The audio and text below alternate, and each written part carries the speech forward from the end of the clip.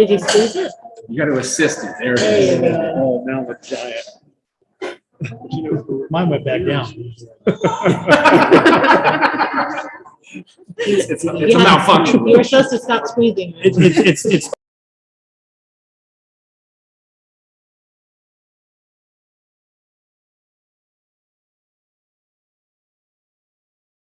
Is it starting? so Austin. Okay, Numbers. welcome Bunch of everyone. some chairs. Thank you for coming to our board meeting. It is 6:18. We're getting started. Sorry that we're a few minutes late. It is our regularly scheduled board meeting, November 9th, 2021. We will do a roll call Stephanie Mullen, here. Rich Carnation, Here. Eric Knights, Here. Bill Adams. Here. And Molly is missing, and student board member Kai Hafford. Here. And I'll ask trustee Carnation to do the flag salute. We're gonna go that direction. I pledge allegiance to the flag of the United States of America and to the republic for which it stands, one nation, under God, indivisible, with liberty and justice for all. We don't have anything to report out of closed session, so I will move on to item 3.1. Do we have any adjustments to the agenda? Yes. Yeah, okay. Lisa? So the good news is the volleyball team from Windsor High School won and made it to the state championship. The bad news is that the game's going on right now. So Jamie Williams will move to the December 14th meeting with the athletics report. And the other adjustment is unfortunately, Nipissing County principal of Brooks Elementary has fallen ill and so will not be able to present her school plan for student achievement tonight and will move also to December 14th. Okay, thank you. 3.2, do we have, any other adjustments to the agenda? I don't think so. We have some adjustments to our consent action items, but we'll take care of that in that item. Public comment on open session items. Any public comment for items that are not on the agenda? I didn't receive it. Okay. All right. Moving on to 3.3, we have our report from our student board member, Kai Heflin. Yes, hello, my name is Kai Heflin. I'm the student board member for WSD. And my report, which today is November 9th, 2021. And so my report for tonight includes a small, short, informal survey for 6th to 8th graders at Valley Danleka. And go to the next slide, please. Thank you. So I asked a few teachers at Cali if they would be willing to put a short informal survey for some of the students. And some students responded to the questions via Google Forms. And the rationale, as you can see, there is to understand how the 6th and 8th grade students, or 6th to 8th grade students at Cali, handled and experienced in-person learning, and also the transition between distance learning and some of the questions that were asked, as you can see up there, is what do you like and not like about having in-person learning? How was your transition between distance learning to in-person learning? Is also, is school different for you now that we are doing this distance, now that we're doing in-person learning? Let's see, in-person learning up there. Also, students were also asked to rate their experiences with in-person learning from 1 to 5, 1 being terrible and 5 being spectacular. And one student said, quote, "I like being able to focus better in class and see my friends much more frequently," end quote. Also, another student said in response to the transition between distance learning and in-person learning, the student said, quote, "It was weird at first because I hadn't had much social interaction and I became slightly introverted. But after a couple of weeks, I became really extroverted," end quote. There were also some students who felt that in-person learning drains them a lot of energy, and also some of the students said that it was overwhelming every day. But there were also some students, and actually the general amount of students also said that in-person learning helps them meet new friends, and they also learn better in their particular interest. For the question about rating the in-person learning experience from 1 to 5, again, 1 being terrible, 5 being spectacular. Students generally gave us a positive response. I believe there are around 2 people that said spectacular, and I think 4 people total who said that 4 people total who gave their responses from 3 to 4. So generally, as you can see, we're just not everybody was really okay with the in-person learning, but the general response was from the students that responded was quite positive experience with in-person learning. And there was a total of 9 student responses. And for the next for the next regular board meeting in December, I hope to provide everybody with some responses from Winston Middle School and possibly Brooks Elementary School as well. And next slide, please. And thank you for everybody's attention. And my email is right there, studentboard@stu.wusd.org. Thank you very much for listening. Thanks, Kai. I appreciate it. If you're able to share the data that you get with us, I don't know if you want to keep it confidential, but if you're able to take out like identifying information and share it, I think it would be helpful. Yeah. And the board would appreciate it. Yeah, I would send you guys that information, but I didn't collect the emails or any student names or anything like that. Okay. Just their quotes. Perfect. Thanks. Appreciate it. Thanks for the report. Thank you. Okay. 3.4 is our superintendent's report, masks and vaccination status. I'm gonna get up and stand at a podium, but I'm not sure. I if think that what makes we sense. decided is if you get up and pick up that and move over close to that table, then you're recording to the Stand board. And then the audience. Or you can be only here. You want me to stay I here? am fine with it. You guys should I just stay here? Yeah. Just curious, do we want to actually move that with 6.1 or not? How does that? Do it all at the same time. No, no, you know what? Yeah, it is a bit of an odd. 16 will probably should look it up. I think that's just an oversight. It was gonna be 6.1 and then we moved it to the superintendent's report. We could do it either way. So why don't we just adjust the agenda right You now? probably need to. Okay, so we're gonna make one more adjustment to the agenda. We're gonna put what is currently 6.1 into 3.4. And so item 6 will be 6.1 and 6.2, which are currently 6.2 and 6.3.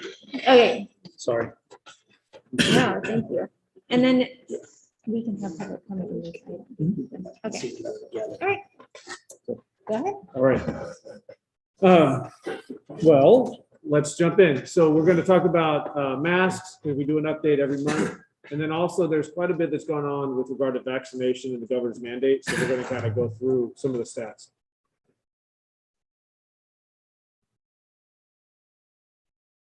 So I want to start with some of the local data. So right now, this is pretty fuzzy, but 73% of the population in Sonoma County is fully vaccinated and 6% is partially vaccinated, almost to the 80% threshold that I know Sonoma County is trying to work toward.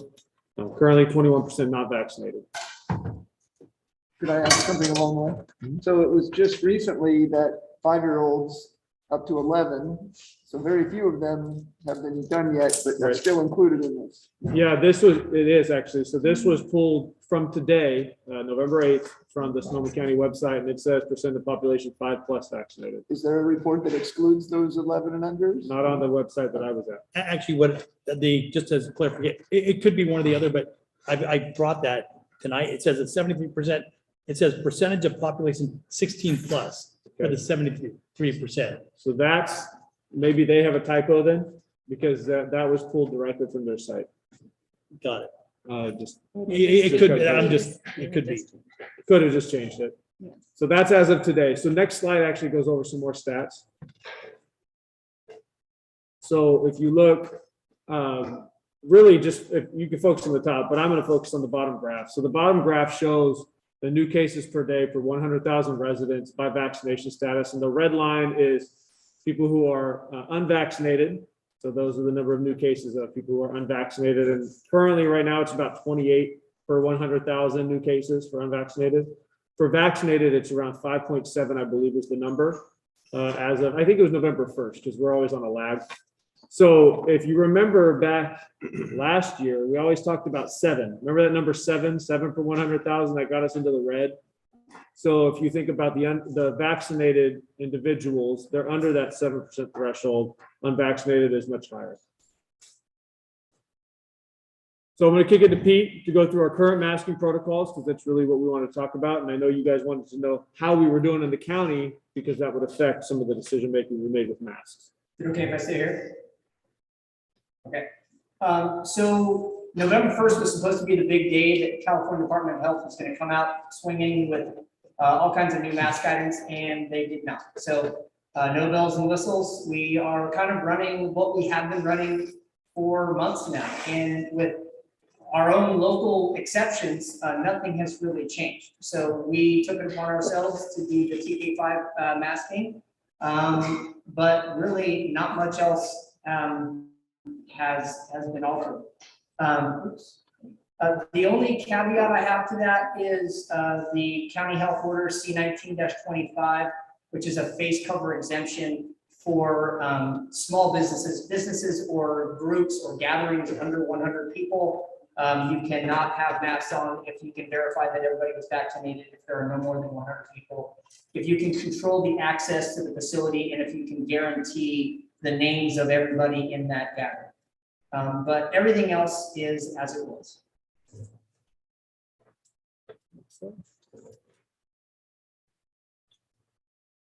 Okay, so just to recap kind of where we were, August 30th is when we made the decision to mask TK through 5, and that's what we were looking at. 842 students on modified quarantine and 360 on full quarantine. We obviously had, good success, and then we had a slight uptick at the end, the past 3 weeks, and mostly that is at Cali. And since Pete lives this every day, I'll have him talk through that, but I wanted to show this to you, and then we'll go to the next slide to really talk it through. So this, if you're looking at the full quarantine by site, you can see our numbers were high at Brooks in the very beginning, high at Cali in the beginning, and then everybody kind of went down. Cali has had a bit of an increase, and we did have our first in-school transmission that happened at Cali. So Pete, please, if you could talk about the particulars, that would help. Sure, and we don't have to go back to the last site because you can kind of see the same trends here with the large bubble at the bottom. And that's really, it's both Cali and Windsor High School had an unusually large 3 weeks. We experienced 26 cases in 3 weeks. 19 of those were at Cali, and 7 of those were at Windsor High School. Other, sites had 1 and 2, but I don't know why. I look back, you look at homecoming. Okay, well, now that was on the 18th of September, September. And the Eureka football game was canceled. I can't see any correlation between large gatherings or public events and these occurrences. We do know that the case did come to us from student transmitted outside of school and then brought to school, and then we did end up having 7 cases in a single classroom at Cali, and then those spread. So if we did go back, we don't have to. Again, the large number of modified quarantine is associated with that event. So a lot of the siblings of those kids who were caught up in that then affected 6th grade, 3rd grade, kindergarten. So we had this large, massive number of modified quarantines and quarantines for that time period. And I can't nail down why we had it, but it seemed to have calmed down and everything has more or less returned to normal. I will point out that I was able to speak to Sharon briefly before the meeting. For the life of me, I couldn't understand why that 23 was hanging out there last week, because they didn't have any cases last week. That's a typo. It's not supposed to be there. So it was really just the 10-18 and the 10-25 weeks that accounted for the uptake. I kind of make reference that when you showed the 2 graphs earlier with the vaccination rate and the non-vaccination rate, there was a bubble 2 weeks ago. Yeah. So it's that's a county That's true. number, it's a societal number, it's not necessarily a school number potentially. Good point. Yeah, good point, Eric. I didn't even see that. I think also, testing. When the students get the letter, or the parents get the letter home with who's testing, some are coming up positive that have no symptoms, so they wouldn't have known otherwise other than the letter. So I think that accounts for some of the increased numbers.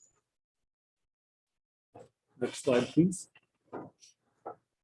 So guidance has changed, and it did so quietly. So, but on October 14th, they updated an FAQ, and it's interesting. We have guidance, and then we have this FAQ that seems to dictate guidance. And in it, they updated number 13, which is which K-12 setting should be the focus for school-based contact tracing efforts. And I highlighted some things. In-school transmission of COVID-19 is uncommon when multiple safety layers are implemented effectively. Therefore, CDPH recommends a targeted approach to school-based contact tracing, specifically focusing on indoor environments where individuals spend significant amounts of time. One of the other things they said is, remember all those transient interactions that were causing full quarantines before? They no longer consider those when contact tracing. So that changes a lot of our conversation, right? Because we were talking about the fact that we couldn't control that. They were just going to place everybody on full quarantine if we couldn't prove that they hadn't come into contact. Now it's the opposite. Now you contact trace, say, oh, you were in contact, therefore now you're on modified quarantine. Just for reference, you said they, so who is this group? California Department of Public Health. That's where this came from. Correct. Thank you. And then it's implemented or enforced by Sonoma County Department of Public Health.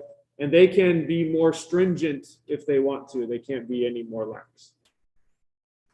Next slide. So we got this on the right-hand side. I did a cut and paste. We got this student quarantine protocol for in-school exposure from Sonoma County Department of Public Health. You can't read it, but essentially what you're seeing are my notes.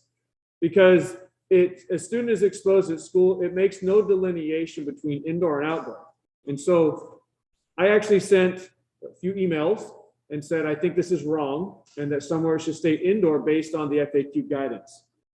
And this went up the chain. I talked to Dr. Mace directly about this and eventually got kicked to Maya Misakian.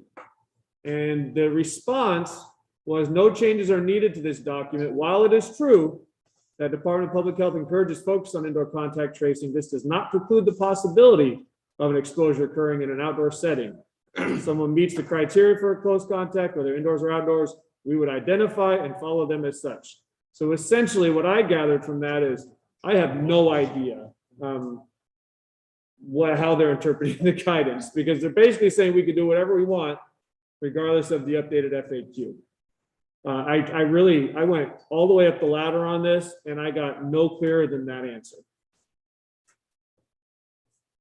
Next slide, please. So back to Pete. So this information is actually the background for the next slide.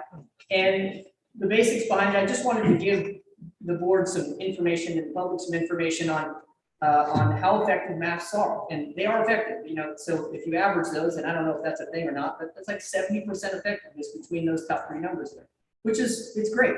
But if you do a little digging, and as I did, I read quite a few articles and some of them I attached here. The overall effectiveness is rated on an indoor trial. Everything's indoor, indoor, indoor. And there's limited research on outdoor transmission. But the research that I did look into shows that the outdoor transmission is relatively low. It's 1 in 1,000 is the approximate number. Now that does not take into consideration large events where people are pressed together. You know, you're going to see spikes in transmission during those types of events.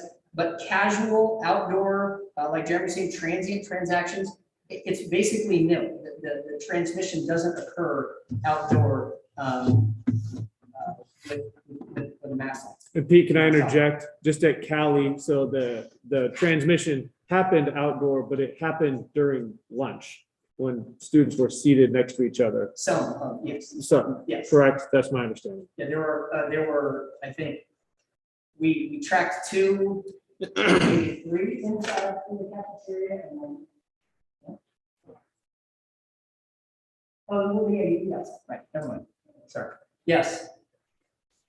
Yeah, so that's just background information for the next one. And the These are just the pros and cons, and I won't read them to you. But the two areas that you should focus on are rows 5 and row 8, because they might not make sense in a pro and con list, but I'll give you the reasoning why I put them there. I wanted to do a comparison and illustrate the difference between models. So what I tried to do was extrapolate the data from pre-masking to post-masking, which is row 5 there. So case rates, no, I'm sorry. Pre-masking and post-masking was the bottom. And then the overall effectiveness was row 5. So I went from August until basically just the end of last month, which is when I put these slides together.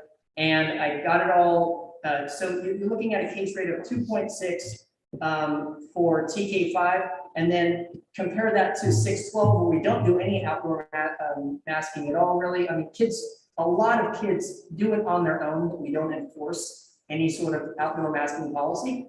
And just anecdotally, I would say well over, 60–70% Kai walk around with masks on. You remember that? I mean, just looking around, there are a lot of masks on. And that case rate is 1.9. So that's just comparing 6 through 12 and the undergrades TK5. And then if you go to the bottom, and the average case rate, which is number of basic cases divided by the number of weeks. And then I did break out the months prior and the months after, and it's basically a wash. So you're looking at out of 20 cases, you had 4, and divided by 4 weeks, you have an average of 5. And I can't remember the total cases because I don't have the math here with me, but it came out to 5.14. So it's basically a wash regarding effectiveness of masks based on our case rates in our district. Can I interject, Pete? Yeah. For the top one, because something that Pete really impressed upon me that's significant is right now, because we're masked outdoors, we don't do any contact tracing. But if we remove the mask, then you would have to contact trace for all those students outdoors if somebody. And that's like the last slide that Jeremy said we got no direction on. We didn't know if was that going to be a thing or not a thing. And they kind of said, yeah, it's still kind of a thing when we want it to be a thing. So it sounds like we would have to do that if. Well,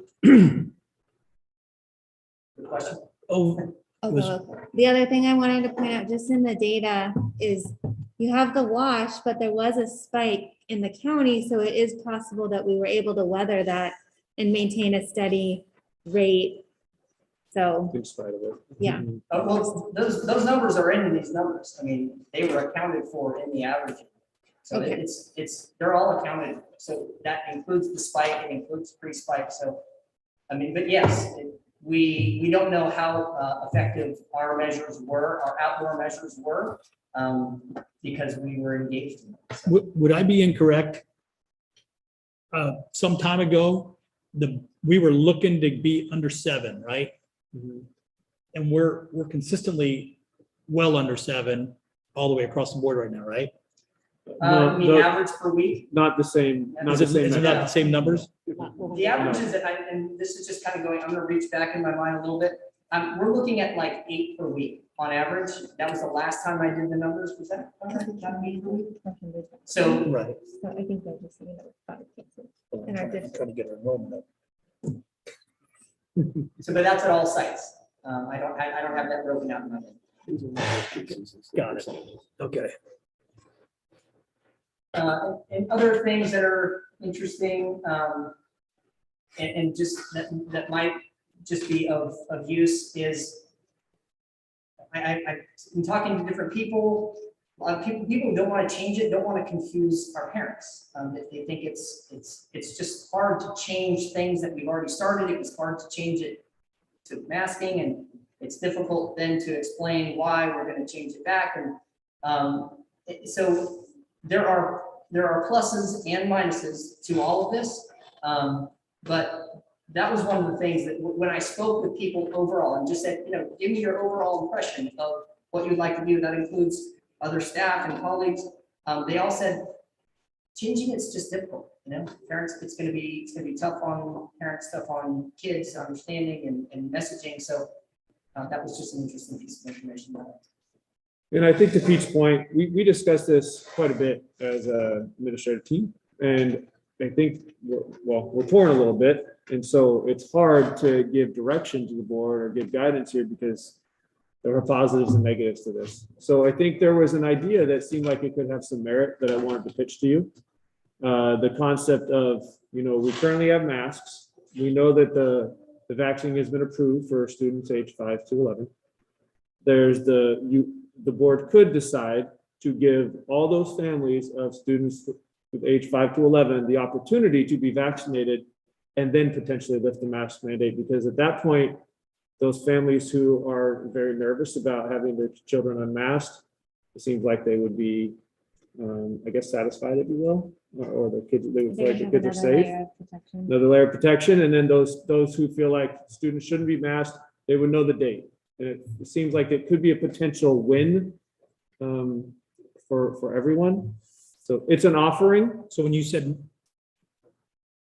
no mask, you mean indoors, outdoors, or both? Indoors, we can't change. So indoors still mandated. This is only for outdoors because outdoors is not mandated except by us. Okay. Oh, I'm waiting I got a lot, but I'm waiting. What do we have? Pete, do we go into vaccination next? Yeah. Then let's talk masking now. I think now's the time to have the conversation, and we'll talk vaccination. Okay. I'm going to apologize if I ramble a little bit because this is really kind of hard to really clamp down on because there's pushing and pulling inside my own head with some of this stuff. But I feel like when we first implemented this or gave guidance on this, one of my persuading things was that we saw an uptick right in the beginning. We were going like, wow, look at these numbers. We better be, these aren't my children, but these are our children in our care. So I'm pretty conservative. I wanted to err, if I'm going to err, on the side of safe, more safe. And then we were going to look at these things as we went along. I believe it's been 2 months. Has it been 2 months since then? August 31st to now, roughly. Two or 3 months. And we've seen things hold steady, if not get a little bit better. And there's a lot of ways to look at that. One, people are getting COVID and they're getting better. So the number of people, kids, adults, everybody that have got it, our numbers of amongst our children are going to continue to shrink as they continue to get COVID. They're going to have the antibodies inside, whether they get vaccinated or not, they're going to get it less. Plus the kids that are going to get it, so far as I understand, their health issues, and I could be wrong, but I haven't heard of any kids that have gotten COVID having really any major trouble. My grandkids got it. It was kind of a flu, light flu type symptoms for them. It's been a while now. Everybody who has wanted to get vaccinated, for the most part, has gotten vaccinated. I mean, we have 73% of our county, at least according to the document I have, 16 years old and up. That's a lot of people that have. If you haven't been vaccinated yet, it's probably not because you had a scheduling conflict. You probably just don't want to do it. And that's okay. That's everybody's, their right to do what they want to do. I have talked to a lot of kids that really are struggling with wearing masks outside.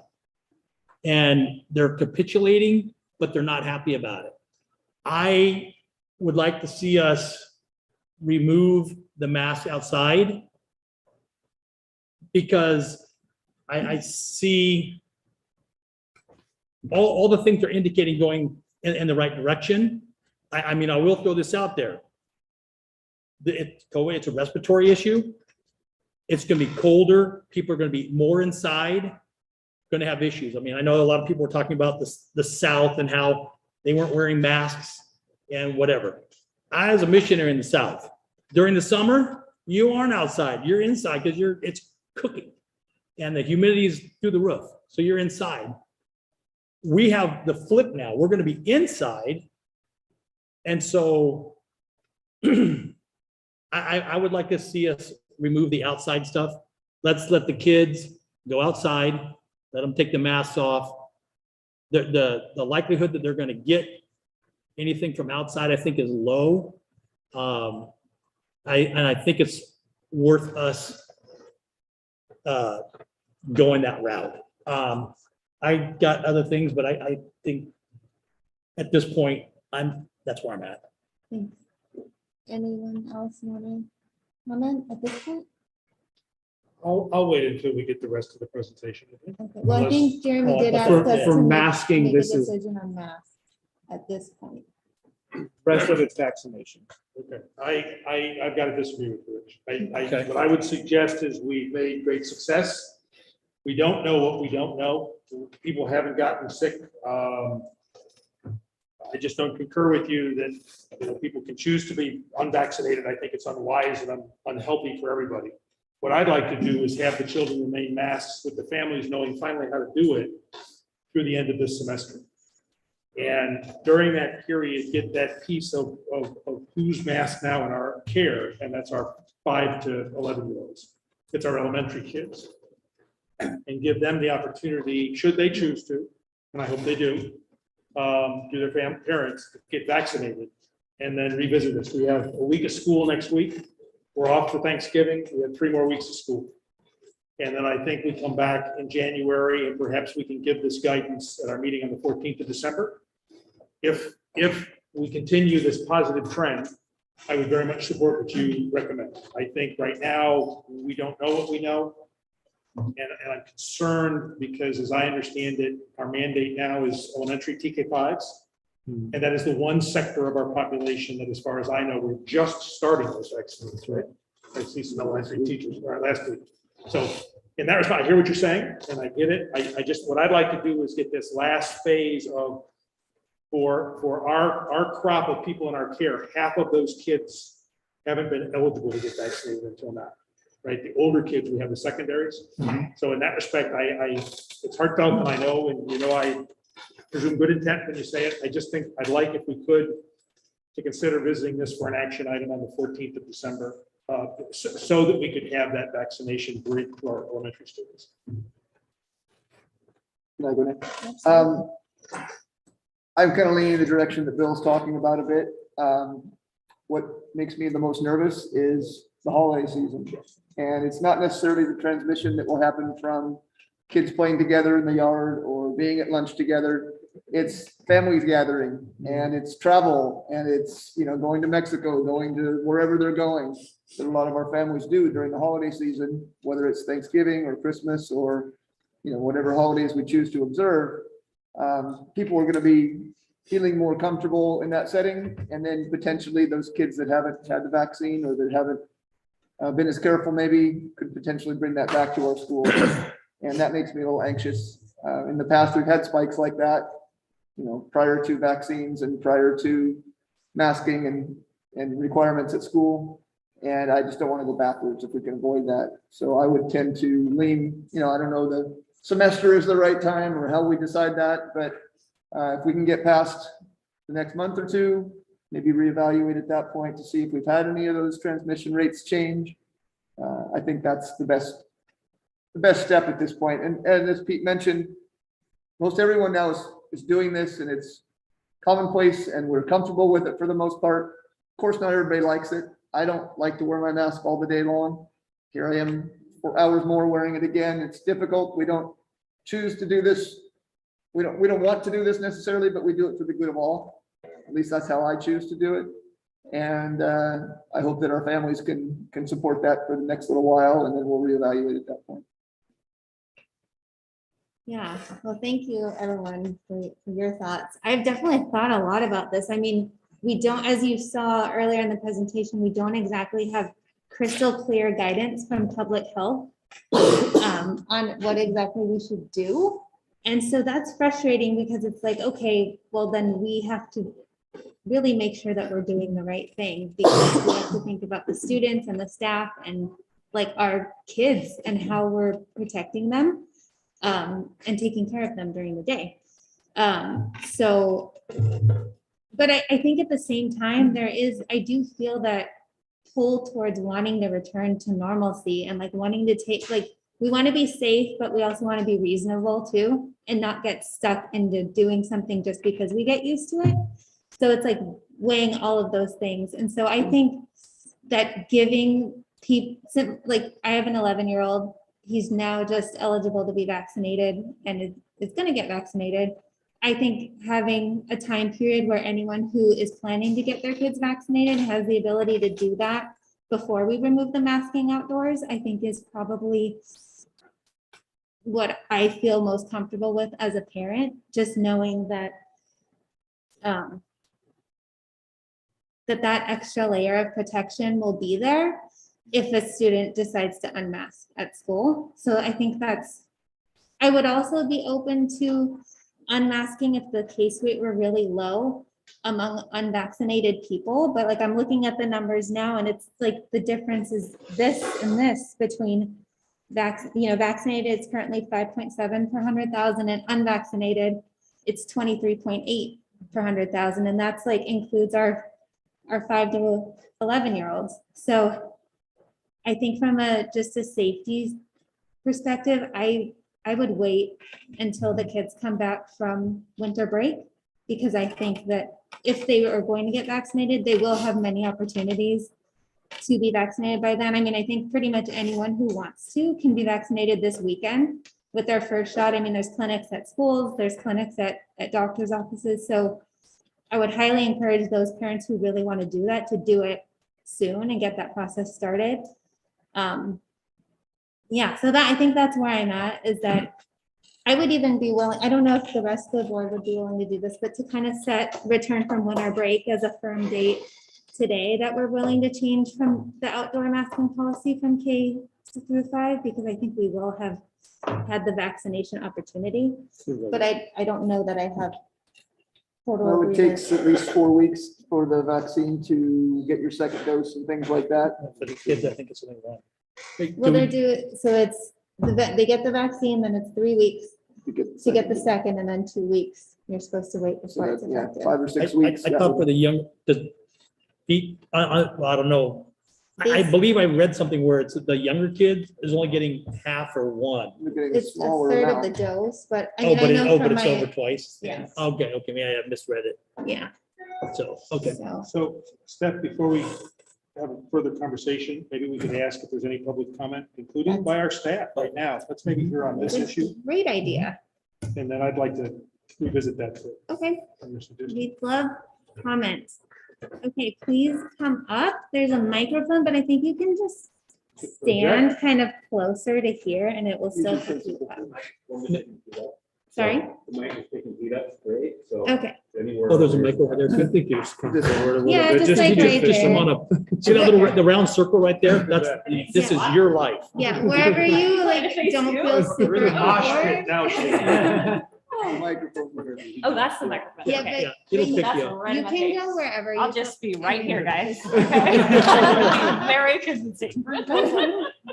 Okay, so I'm giving you my opinion Okay. as the principal of the school with the largest number of students, unvaccinated students on a small campus.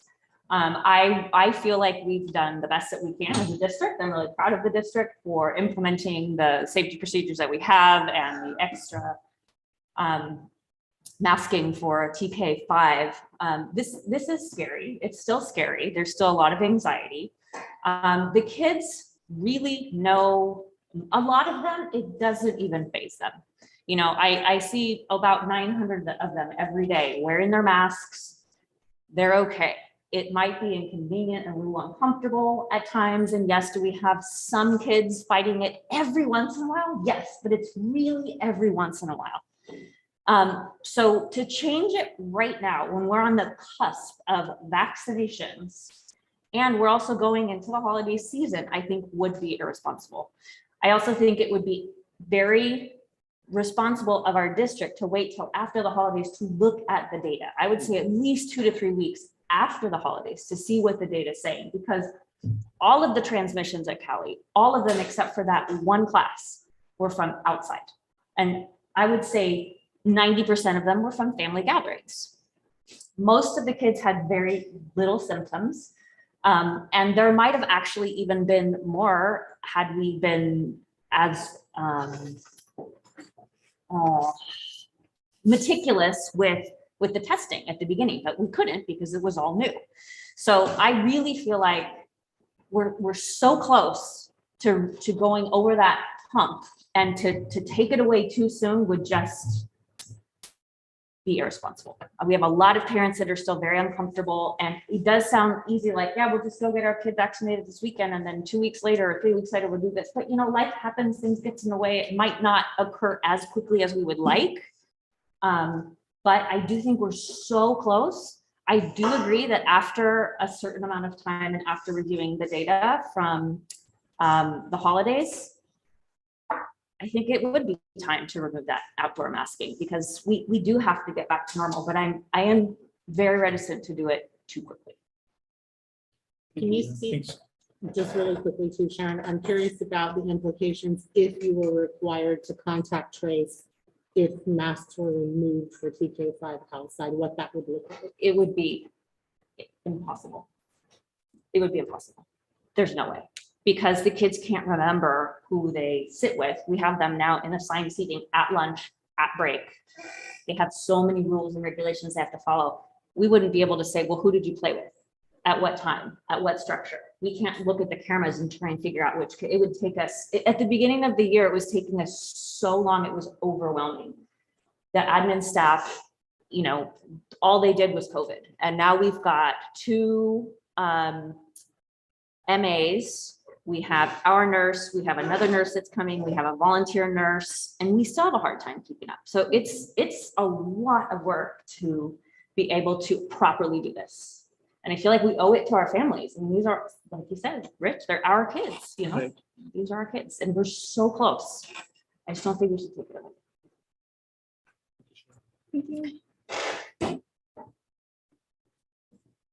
Now, I'd like to make a comment. That's all Go right. try. And so I think that I'd also agree that we should keep the mandate for TK through 5, because I also think that when we first implemented it, we saw some quite high numbers, and I think that we should also wait till after the holidays. We should also wait a little bit longer, because now the vaccinations are just rolling out for 5 to 11, and now as the families or many families try to get their kids vaccinated, I think it's a good idea, and I think it's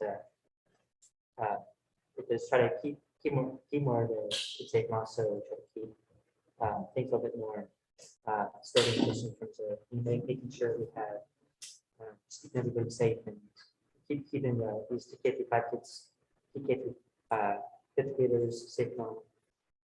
I would also agree that we should also wait until maybe a month or 3 or 4 weeks after the holidays, maybe January, February, or late January, February, and then we can also maybe discuss this then. Any other public comment? Come on up. Hi. Hi. I think you know where I stand on this. Right there on the round part.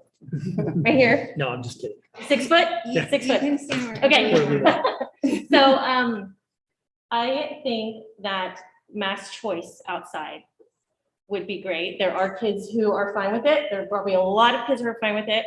There are kids who are not. There are kids who have skin irritations. I've had so many friends text me, what do I do about this skin? What do I do? They have irritation around their nose. They have irritation on their chin. So it is causing health issues in some kids. Maybe those are the kids that need a break at recess. Maybe those are the kids that should be allowed to put it down. I do think in no way should kids be punished for not wearing a mask. I do know at Brooks Elementary School, kids get benched for not wearing their masks outside. And I do know that my daughter's not even allowed on the campus without pulling her mask up at Brooks Elementary School. So I think that mask choice should be needed. It should be okay outside. If you have a child who you do not want their mask off outside, you need to tell them that, and they need to keep their mask on. If it's a child who doesn't get bothered by it, then they'll keep it on. If it's a child who is so irritated and they need a break, they'll pull it down outside, right? And I think it's really important that we all think about this, just like human, basic, like people. Fact of the matter is, we could all be sitting in a restaurant right now with food in front of us, eating unmasked. All of us together in this room without a mask. How many of you have done that? Anybody eat at restaurants right now? I do. Okay, so that's, I think we just need to be like reasonable about this decision. I think it's really important not to make it on fear. Fear-based decisions, I don't think they're the way to go. I think the data is there. You've shown it. I was trying to watch it on my phone as I was listening to it. So it's pretty evident that masking outside was done to help with tracing, right? All those kids were out because of tracing, not because of exposure. They were out because of the lack of tracing, okay? That's what we had. What I think the first one was 600 kids, 30 kids test. I don't know, I don't remember, but there was like 630 kids tested, 0 positives, but all of those kids were out because of the lack of tracing. So I think that mask choice at this point is a reasonable decision. If there's a kid who wants their mask on, let them keep their mask on. If there's a kid who would like a break, let them take a break. And I think that's it. And please stop punishing them for taking it off. Enough is enough. Thank you.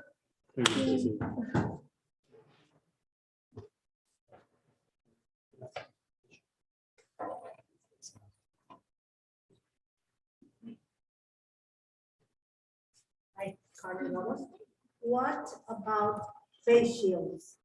So we can see each other but still be protected. Is there any data that shows that that's a possibility of a health protection? In my case, I'm a low immune, low immunity, but I have just a face shield, just a mask.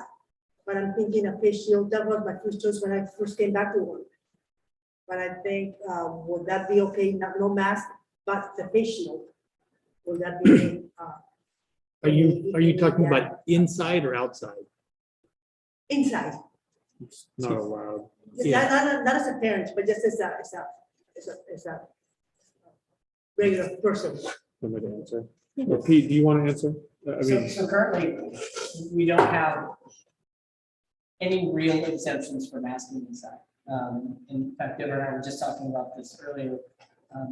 We have even had students who have considerable issues with wearing masks, and there really isn't an alternative to masks unless you have a medical professional state that you can wear something else, but no masks is off the table. And then the application of a shield or another implement is based on a doctor's recommendation at this time, inside. So it cannot be both, like it cannot be either or, it has to be the mask. Currently, yes, unless you have a written doctor's note stating that you have, there's a reason why you can't wear a mask, and then they require you to wear something else. Like it will be double, it will be this and the shield. Yeah, For my immunity. yeah. You can certainly do that. You can always add. Oh, okay. You can add both. Okay, thank you. Okay, are there any more comments in here? Doesn't look like it. I'll read a couple that came in from YouTube, because we are broadcasting on YouTube as well. So we have from Daniel Bryant, who says, you do realize that more than 50% of positive cases in Sonoma County since October 14th are in the vaccinated. The case rates using the 100K number is very deceiving. In school, we've had more transmission in the younger groups masking outdoors. How can you use that to justify continuing outdoor masking? It doesn't make sense. Then we have Kelly Gillingham, who says, my 8-year-old just said, I'm fine wearing my mask outside. Make sure you ask kids. And she also says, waiting until after the holidays for possible mask removal outside will give us a chance to get 5 to 11-year-olds vaccinated. So we see the two kind of different perspectives illustrated there. So, because I think I might have a solution maybe. When, just so that way I know for sure, when can 5 and up, when can they start getting vaccinated, Saturday. if they choose. Basically Saturday. So this coming Saturday. So what you have, Pete? Saturday? There are actually some clinics. I mean, they can now, Right but now. like They've a already lot of started. them are It's being starting. given emergency use authorization now. Okay, so, and I'm just talking out loud, I'm thinking out loud. Because I'm trying to do things by principles. So if we were to say, and I kind of mixed either tonight or maybe at our next board meeting, that when we come back from school after the winter break, that's given parents enough time to, if they choose to have their kids vaccinated, at that point, they've had that opportunity. And same with adults that have had that opportunity so far. And that if we're not gonna have, wearing the mask is not gonna be a requirement outside when we come back. It's a choice. If somebody wants to wear it still, they can do that, whether they've been, for whatever reason, they can wear it. But when we come back from our break, that's a month and a half that parents have had the opportunity to have the kids vaccinated if they want.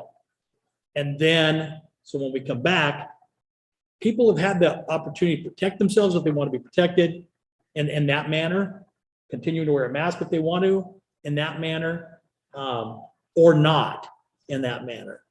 I think that gives everybody the opportunity to do what they think is best for them and their family. That's, I don't know if that's kind of a, I mean, that's kind of where I am too. I think the concern that I'm hearing though is like, what if there's a spike over the holidays and we make this announcement today that we're gonna do no masks after winter break, and then we kind of tie our hands where we could have just said, hey, we're gonna do like a soft rollout depending on the data, is I think what I'm hearing the concern. Because I was kind of thinking before I came, like, why don't we just have a date? It'll be after everyone's vaccinated, but I do, you know, it's. but we've moved the goalpost. Remember when we first did the guidance, and that was, let's see if we can get that big blip of numbers in the beginning. Let's see if we can get that down. Those numbers are significantly down. So if we went to our original rationalization of why we did this, we've met our goal in that regard. Now, again, we have some, Bill brought up a comment that I don't necessarily disagree with. And then when Eric mentioned, when Eric mentioned about the holidays, I'm like, that's a good point. That we could have kids coming back to school that may have COVID. They may not even know it because of their exposure to family, friends, and everybody else that's all zipping around. I get that part. But there's got to be an end to this sooner or later. I mean, who is looking out for the kids who don't want to wear masks? For the families, the kids, they don't want these things to continue to be imposed on them. I want them to have that freedom. And yet what people that want to have that extra layer of protection, look, my company, when we go out, we spray stuff. We wear masks like crazy. We wear face shields, masks, suits, the whole 9 yards. We are ready for a nuclear bomb to go off, and we're not doing anything near it. So, that's the terrible example, sorry. But I understand masks. I understand all that personal protective gear, all that stuff. We're way past that. So I'm looking for a time when we can tell folks, hey, you've had enough time to make your personal decision on what you're going to do. At this point, and we can discuss it, at this point, you've had a sufficient time to do your thing. We are no longer going to require masks outside at some point. What that point is, I guess that's all a discussion that we had, but I understand, to you guys' point about the holidays, that it's a nice big bullseye of when things could possibly go wrong, and that it could bring it into our schools. Difficult. Yeah. Bill? So thank you, Rich. I'm persuaded that by Principal Ferrer's comment, I think in my mind, when we sit up here, we're not making decisions on a particular child or a particular family. We're doing it for 4,000 or 5,000 students and probably 10 or 15,000 family members. My thought is, Rich, that today perhaps we say thank you, and I'll just ask Heather and Pete to put them on the spot. If we came back, will 2 weeks in January be able to give us some post-holiday break data that we would know some of those trends when we met on January 18th, I think is that meeting? Can you get us some? Oh, yeah. Okay. Yeah, I mean, it comes out every week on Tuesday. So my suggestion, Rich, is we look for a date certain. To me, I think we need to evaluate, we have a community that we're making this decision for, a community of our school. The difference is over the December, and I think we're back like on the 4th or 5th of January. It's very early this year. But we have for the first time 2 weeks where everyone has gone to the winds, doing whatever they're doing. And we lean towards maybe that date, but that date's driven by data. And if the data shows we did not get a spike that causes whatever concern spike might cause, we lean towards, yes, that would be the evening that we'll say masks are going to come off. Because I think that's the difference for the course of the year so far, is we have all of our students going off somewhere else, right? Or at least not being monitored. So that's sort of my thought. And I appreciate the heartfelt comments about yes or no, but to my mind, that's not how I need to make this decision for our community. We have, like I said, 4,000 students, 10 or 15,000 family members. And I think we need to get through the holiday, but I'm all right saying, and the commitment would be data shows that there's not a problem. Masks can come off at 6:35 on whatever that first meeting is in January. What is that? By the way, if you guys see me wincing or whatever like that, it's not at anybody's comment. It's, I'm getting old. and- Internal strife. No, I did something on my back a couple weeks ago and I don't know, and it's kind of just so we're clear. I love all the comments. It's just some positions all of a sudden just gets me. It's not mask related. I think it's grandkid related. They get heavy after a year. When is our board meeting? Is it the 15th, 16th? I don't think In we December or set January? a date. January. I don't think we've set a date. Yeah, I don't think Usually we have. set our dates in December. We haven't set them. So Pete, so let's assume the date was around the 15th, 16th, something in that nature. Would we have enough time to have the testing, the information for us to be able to, we would be okay? We should have that. Yeah. Yeah. And the only No, comment I would it's make, necessary. oops, sorry, Go Yeah, ahead, that's Eric. 2 In weeks response- advance. We should be good. in response to Bill, and I agree with a lot of what he's saying, most of what he's saying, it's not the date that the masks come off. It's the date that the mandate is lifted. Right, It's right. the date that the recommendation stays. It's the date that families have the choice to force their kids to wear them or to respect that they choose to or not wear them. It's the day that the yard duty doesn't say to them, go sit down because you're not respecting our rules, things like that. So it's not that the masks come off, it's that the mandate comes off and the recommendation stays. And if I That's can, my take on it. and based on what I'm hearing from the board, I think that we could make an attempt in December to say, to describe the data to help you guys make this decision, because I think right now we don't have the numbers or I think that's a good discussion to be had by the board, and I think we're not prepared today to have that discussion. If you'll allow us to bring that back in December to say, okay, this is the criteria that we're going to evaluate to make this decision, I think that would be helpful for us. I think that would be really helpful. And I think we'll also have an indicator after Thanksgiving of what this could I look think so. like after Yes. winter break as well. So I think December is a good time to get that information from you and also to kind of have an idea of where things are headed. Yeah, and we're not gonna try to overcomplicate this thing, but I think just to at least have the conversation, we haven't had it yet.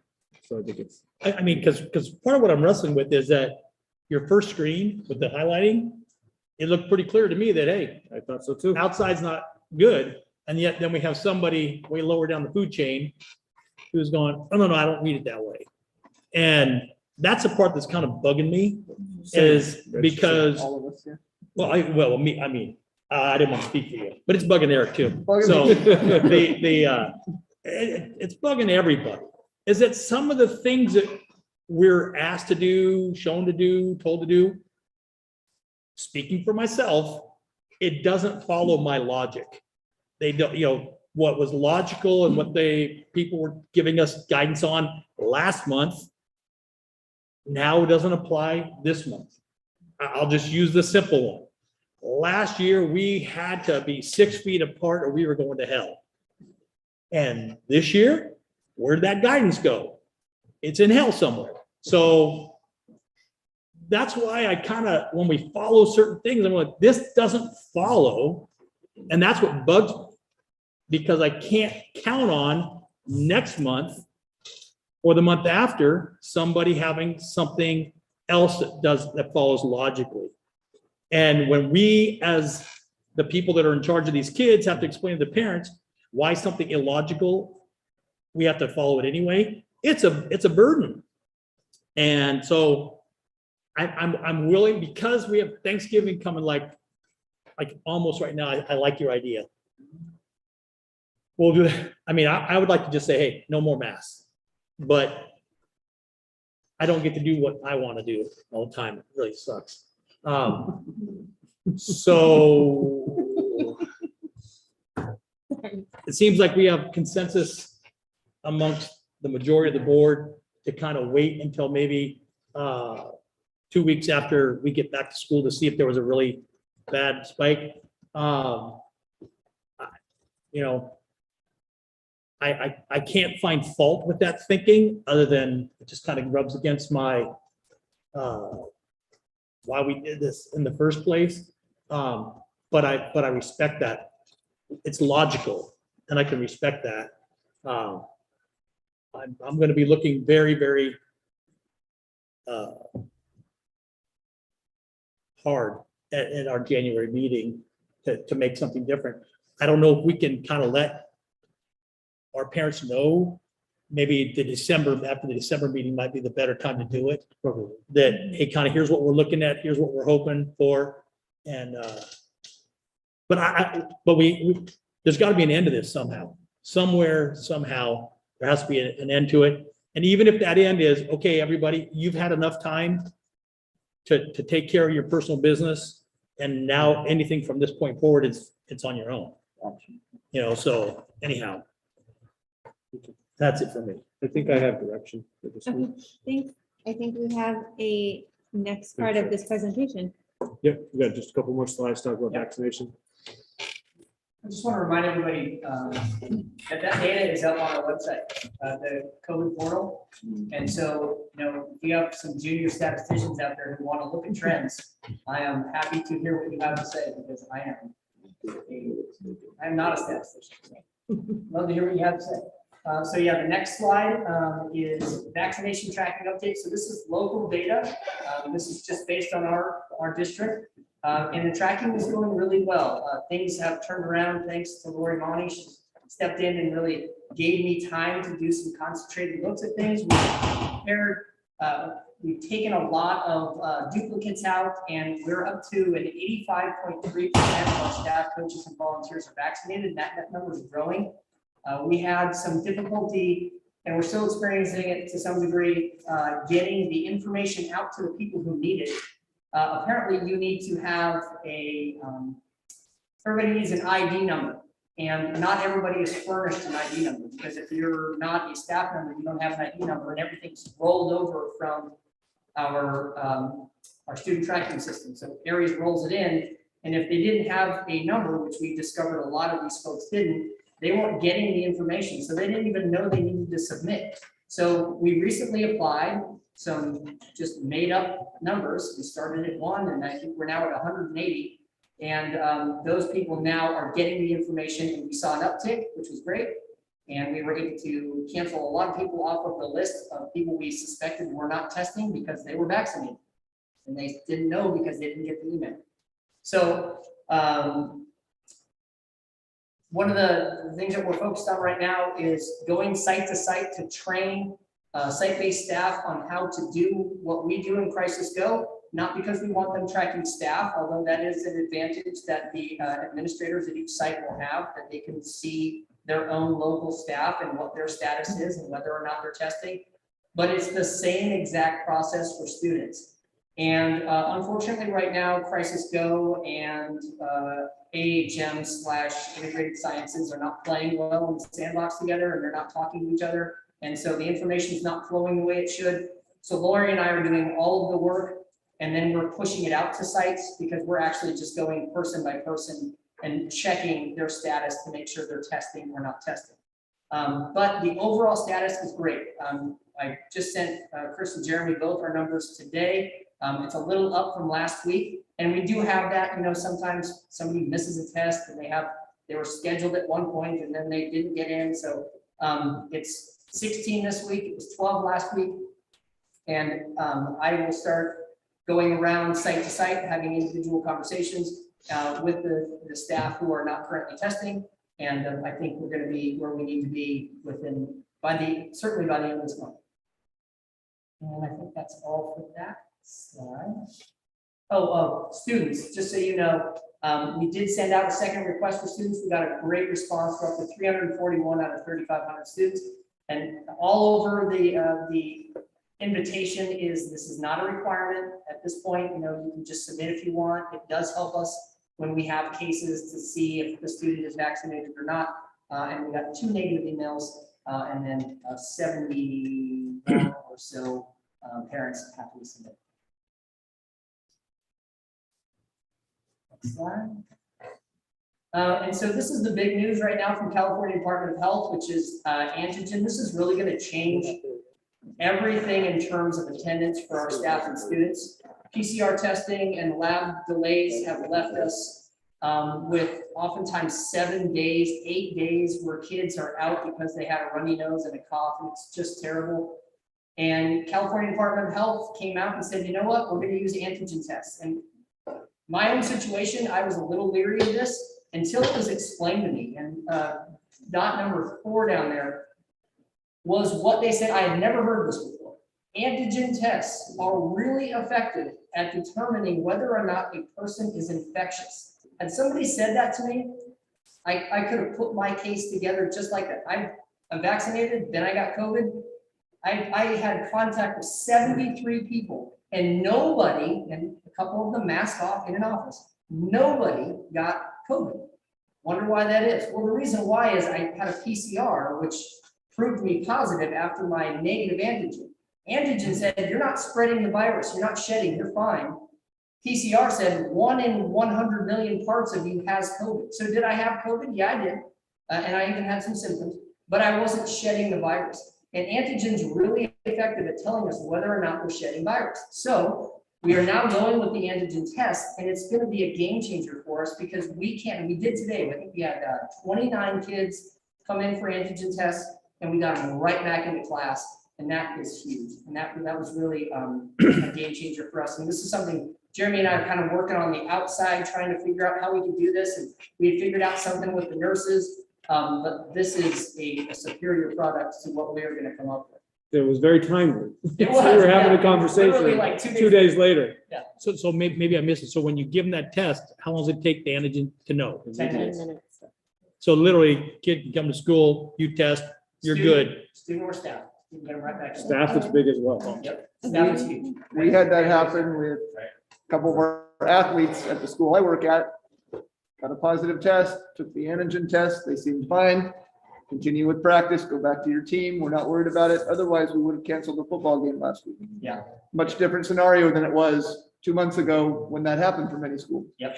We could have had that 2 weeks ago. Carmen could have told us. We have to cancel SATs because I didn't have SAT, this, yeah. I didn't have this information in time to salvage SATs on Saturday. So. This is a big deal. And just to remind everybody, that last bullet, this is a multi-layered approach. And so at each site now, we have health professionals. You know, thanks to Chris and Jeremy for getting on top of getting our maximum professionals in. They're really doing a great job, and they do a phenomenal job of triaging each kid and really assessing what it is that they have in terms of symptoms. And there are key symptoms. CDPH has come across and said, if you have these key symptoms, we still want you to get a PCR because these are things that really indicate. In addition to that, there are some symptoms that are exclusionary anyway. If you have a fever, if you have diarrhea, if you're vomiting, you shouldn't be on campus. Even if you have test negative, you should go home and be sick at home because we don't want you sick on campus. So we're going to work through this process, but and I'll be announcing it next week in the video update with some details. But we're really excited that we can keep staff and students on campus. Right. Yeah. Could you go back to the prior slide right before this? No, I apologize if you had covered this in any detail last month. I was not here. It's my understanding that the testing, if one is not vaccinated, is a prerequisite under a mandate for employment. And I wonder, as we're working through this, I'm glad we're verifying and narrowing those numbers. And this is not a hatchet job of staff, but for Chris and Jeremy, at what point are they recalcitrant? I didn't get the memo. I'm not sure. Is that end of the month? Is that the end of the semester as we roll in that they're, I'm not into compulsion, but I mean, it is that sort of, I know what you're saying. you know, what do we do to enforce that aspect of it? Again, we're not at mandatory vaccination yet, but there is mandatory testing. And if a staff member or faculty member, for all your good efforts, elects not to do that, when and I'll start with when. So when do then the consequences come, if any? We've actually outlined a progressive discipline Okay. process for this. Okay. I couldn't, maybe you can say it, Chris, because you own it, but it's a progressive discipline. That's all I need to know. And it's still a work in progress. And it sounds like you're fine tuning that number of Yes. individuals, and that's good, right? And everyone who was contacted even 3 weeks ago was sent the progressive discipline in the email that they were pushed out. They know what's happening. I got a lot of response on that because people are like, oh, this is real. So Essentially, it starts with Pete, and then if they don't respond to Pete, then they get Chris. If they don't respond to Chris, then they get something official. Okay. And I don't know if that's necessarily appropriate for an open session report. And I think without names, I'd be interested in our closed session briefs and the personnel assignment order. That's a staff. I can tell you this, we've had 0 people who are actively trying to thwart the system. That answers my question. You should have started with that. Good. Thank you for your work. No, I think it's important because for all, we spend so much time on masking. If there's, that simply is the requirement, whether one thinks it's a good idea or not, that's, if you want to work in this trade, that's what one needs to do. And I'm glad to hear that. So thank We're in you. really good shape. Good. That's. what I need. to a person, when we have approached them personally, or when the site principals have approached them, the response has been, oh, I have my vaccination card, or I did so. Good. Thank you.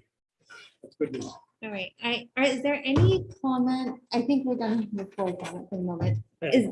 One more, and then I'll go out to the audience, and we have a YouTube comment. This is, I'm gonna specifically use Pete's name, but this also goes to anybody and everybody in our district who has had to work with, work about, talk to, deal with people about this whole COVID issue from A to Z. And I just want, Pete, I know that you've been the tip of the sword for our district, and I know that you have had a lot of unhappy folks who have expressed their frustration towards you personally, when you're just doing your job and telling them what you have to tell us and everybody else. And I want you to know that I appreciate you stepping in. It wasn't a job you asked for. I certainly wasn't a job that you prepared for when you were getting your credentialing program, none of those things. And yet you've taken on a really big, important, and terribly unpopular place to be. And I just want you to know that I appreciate it. I mean, I know the board appreciates it. Everybody appreciates it, but I want to say it out loud. So everybody at home also understands that you didn't make up one of these policies or rules. You've just had to be the person who could implement and take it out. And you've done an excellent job. And I just want you to know I think you've done excellent. And I'm thankful and I'm appreciative. And I just want you to know that, and I know you know this, that the parents or people that have been excited when they've talked to you, it's nothing personal from them. They don't realize how personal they make it. They're just doing what they think is right. And yet, and you've taken it all with a lot of class and a lot of grace. And I just want to thank you.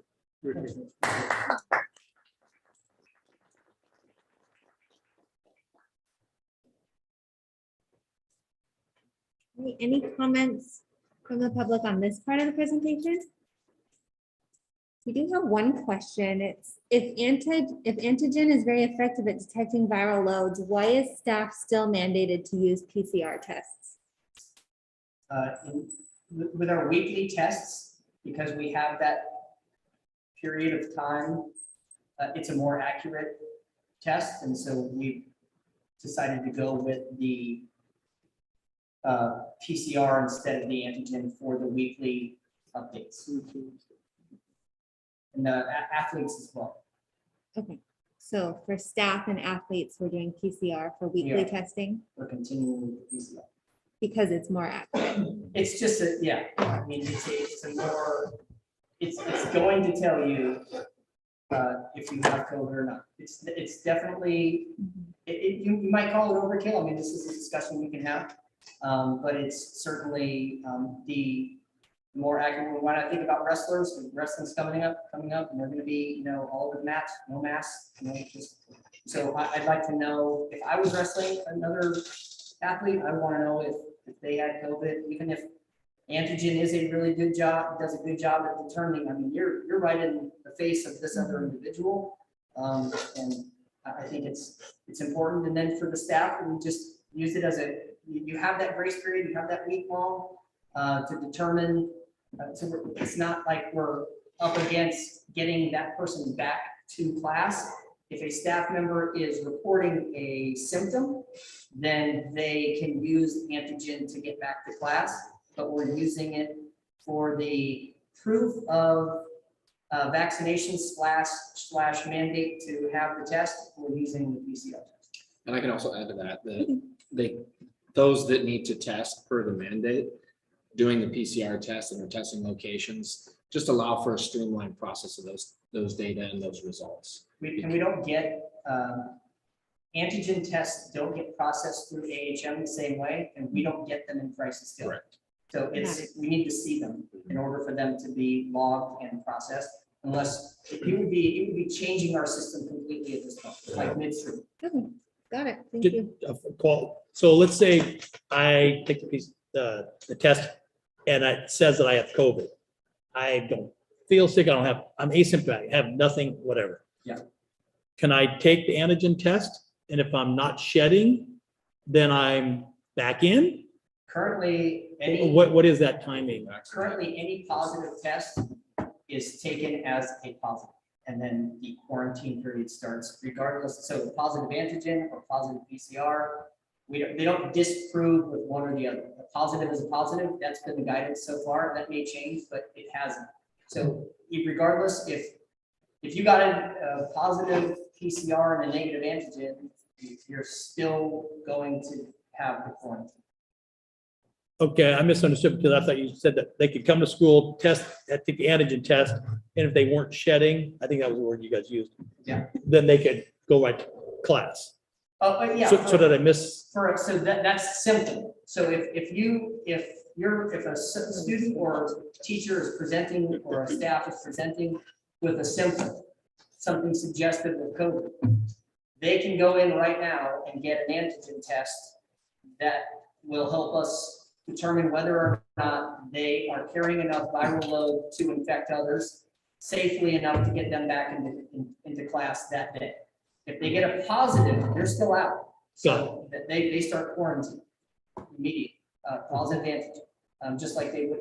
The difference is we're not making them wait. We're not saying, okay, you have a headache and a runny nose, go home for 3 days or 5 days, or 7 days and wait for PCR.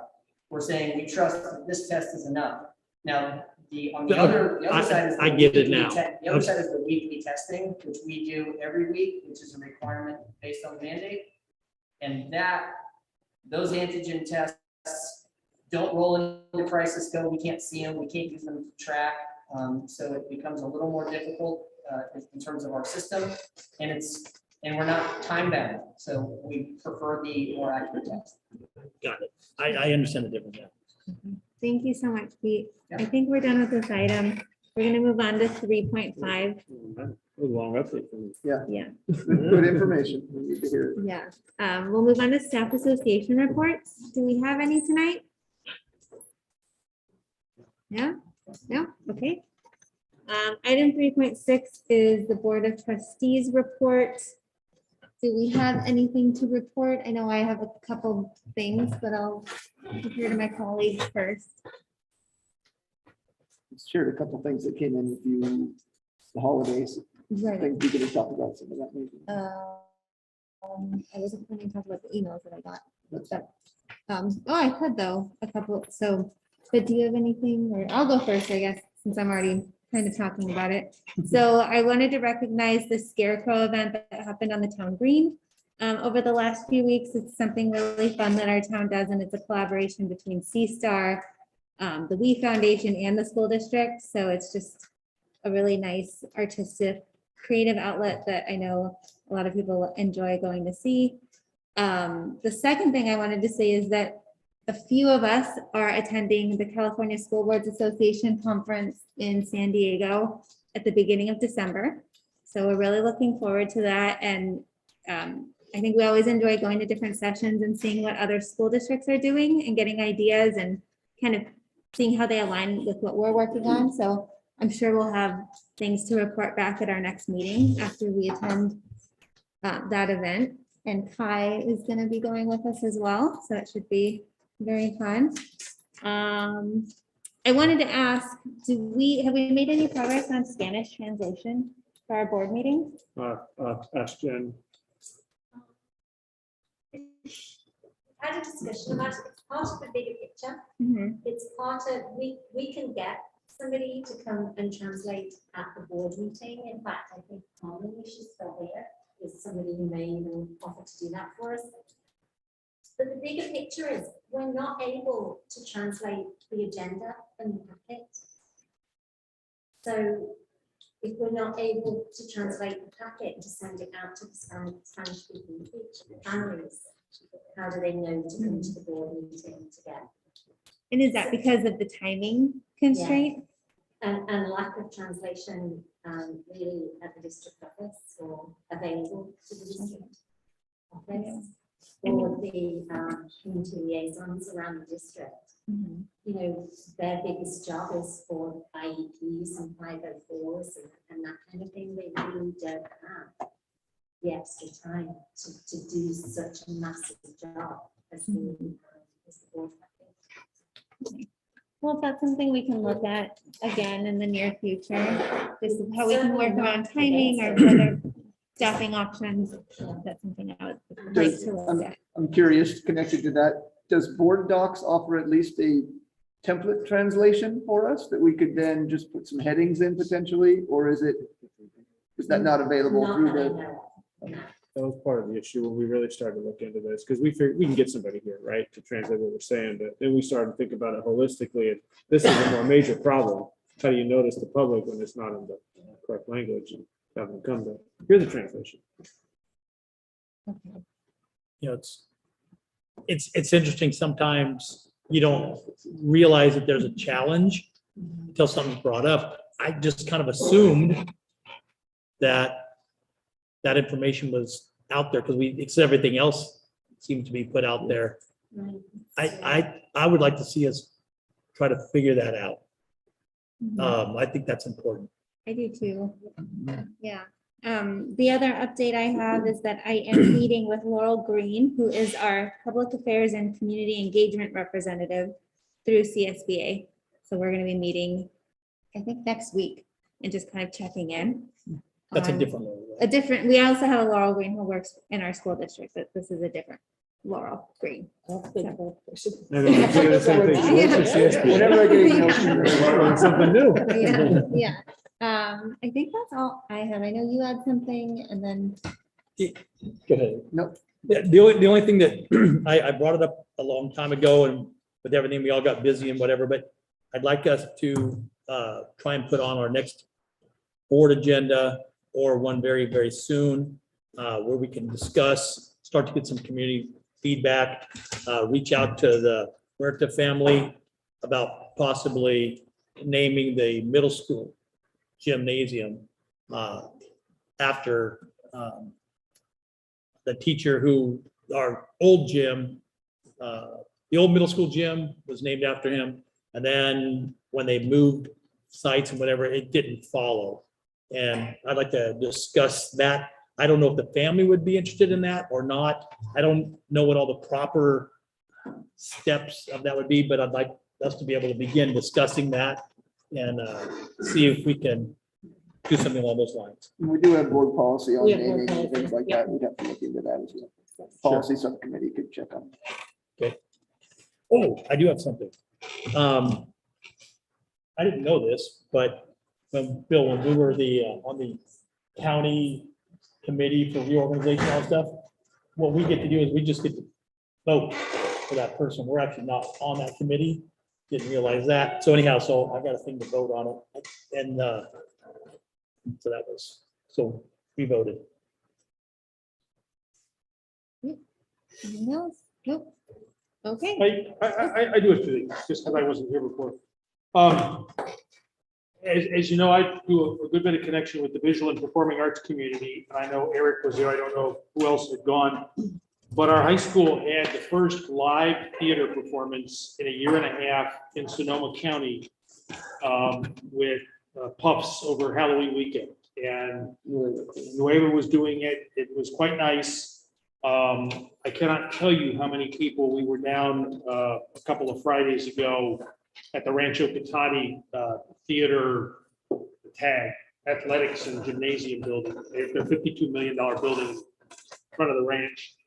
And their superintendent was agog about how we could possibly be putting a theater show on. How did we do that? And so I just want to acknowledge that and wave in the whole crew there. We had a guest director. The other piece, and it was buried on the sports page, and I don't know, if we have, I apologize because I wasn't aware of it, but we have 2 academic All-Americans on our women's volleyball team. And just an extraordinary thing. I don't know that we have had that level of recognition of our student athletes at that level. So I'd like us to figure out a way, maybe Heather in our announcements, because that's a really, really big deal. And for those of you who are around next week, I see that there's some theater here next week, so that's cool. And so while there's masks on and every performer on the stage at the Puffs Nueva show, for the 4 or 5 shows they did, was masked the whole time, and there was distancing, and it was about 60% full.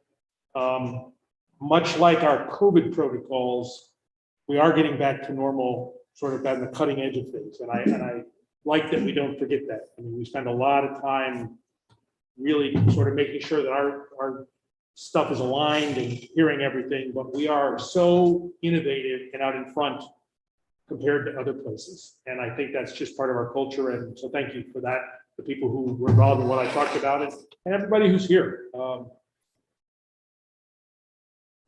We're doing okay. We're doing okay.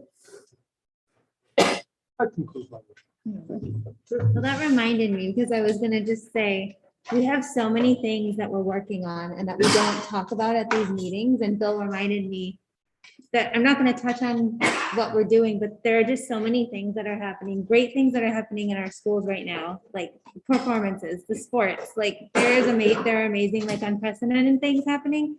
And then there's so much that we're working on as well. I'm really excited about the next year and kind of things that are gonna roll out, and sorry? It's gonna be awesome. So, and it already is.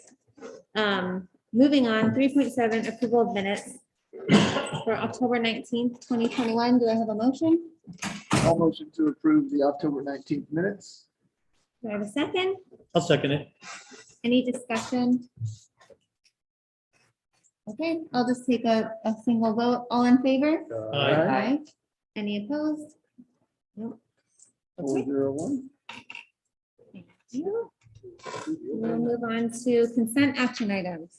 Okay, on the consent, we got a couple little twists, a little bit different today. I'd like to have I'm making a motion that we approve consent item 4.1, and I'd like a second on that. I'll second. Okay, and I'd like to have a vote on that. All those in favor, say aye. Aye. And oppose? And one abstention. I am abstaining from that item. Okay, so that's 302. Nope, is it 2? It'd be No votes. twice. 3-0. I think that's right. 2. One, still 2? 1-1? Absent and abstention. Yeah, I'm not sure how that, Jen, you can figure that out. That's why you get, No, no. Did you say somebody abstained? I abstain. Stephanie's abstaining on that one. Thank you. Okay, and so I'd like to make a motion now that we approve consent items 4.2 through 4.6, and then 4.8 through 4.15. I'll second. We're skipping 4.7. And I'll second And your so I- motion. So I have a second. Is there any discussion? Didn't ask that on the last one. Was there any discussion on actually, okay, now, no discussion? Okay, like to have a vote. All those in favor? All right. Aye. Okay, that's 4-0. And then 1. And then Stephanie, if you could do Yeah, 4.7. so on 4.7, I would like to make a motion to approve item 4.7. Do I have a second? Second. Any discussion on that item? All in favor? Aye. All right, Aye. Any opposed? Abstention? 1 abstention. Okay, so it's 4-0-1 and the 1 absent. 302. 3-0-2. 1-1. 2 non. Oh, yeah, 3-0. Two people who are not here. They're not choosing. Thank goodness we have Jen. Bye. Oh, okay. Jen's so good, she actually knows what we mean too. I'm glad you did. Did you get everyone, all the seconds and everything? Well, I got what I got, but I always go back and watch the YouTube video Okay, to make sure that I got everything. I made notes also. She needs it. okay, and Eric has notes as well. All right, we'll move on to section 4, report and discussion. Section 5. Sorry, section 5. I believe everything is in order in this section, so we'll go to 5.1, which is the 2021-22 Windsor Unified School District Enrollment Update Report. Allison, come on up. Wherever you want to be is good for us, so wherever is comfortable. And if you want a chair, that's okay also. Yeah, feel free to sit, stand. Sullivan, hot seat. Oh, let's see. Yeah, there we go.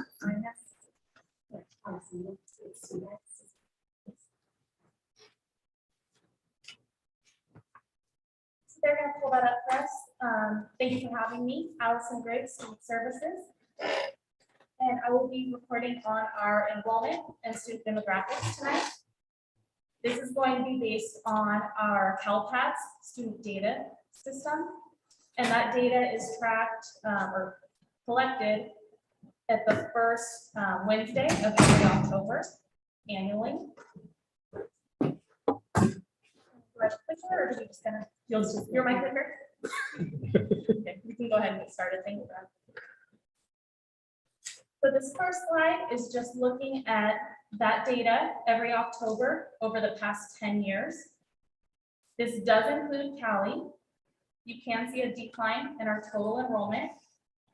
This year, 2021, at the October census date, we had an enrollment of 4,592 students, an overall decline of 108 students from last year.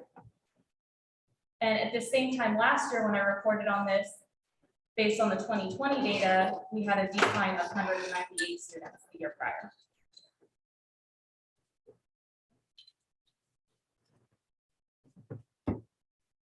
Next, we're looking at our student data with demographics. over the past 5 years. This year, we can see that 57% of our students are Hispanic. And then in comparison, this year, on the next slide, we can see more specifically the ethnicities of our students just for this year. This is 2021 data.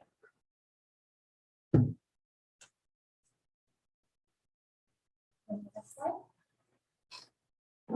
Again, we're looking at 5-year data over time.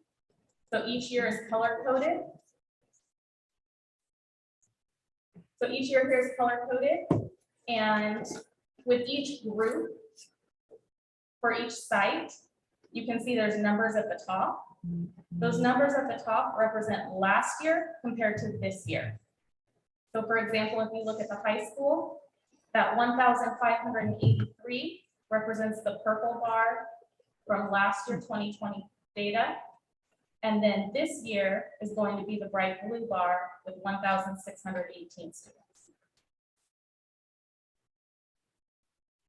Go to the next one. So now we're going to look a little bit more specifically by site at student enrollment from the start of the year to the end of the year within that same school year. So the orange columns are the October census date student enrollment. And the black bar on the right is going to be the end of the school year. So this year at Mattie Washburn, or this past year, excuse me, 2020, 2021, we started with 448 students and ended the school year with 440. And on the next slide, we can see old data from Windsor Creek and more current data from Brooks Elementary. The next slide. You can see this broken down for the middle school and high school. And then the next one is going to show Windsor Oaks, North Bay Met, and Cali. So you can see again, last year's data, Cali started in October, the census date, 1,196 students, ended the school year with 1,188.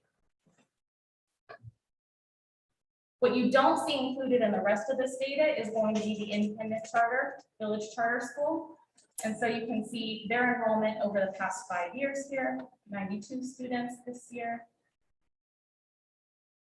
And the last slide is going to show our enrollment by grade level. So with this, you can see our largest grade levels right now are going to be the senior class, 12th grade and 9th grade. And then it goes in descending order to our smallest classes, which is going to be at the kindergarten level.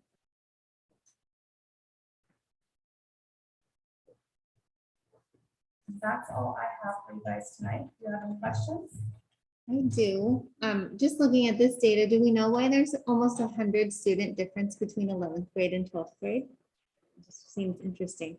I don't have that. No. If I'm thinking back and doing my math correctly, and Eric, you can help me with this one. I believe that that is the class that was affected 1 year, many years ago, when the class size at the elementary level was increased significantly, and we lost a bunch of kids just that year, and then that class continued to matriculate up. So I think that's it.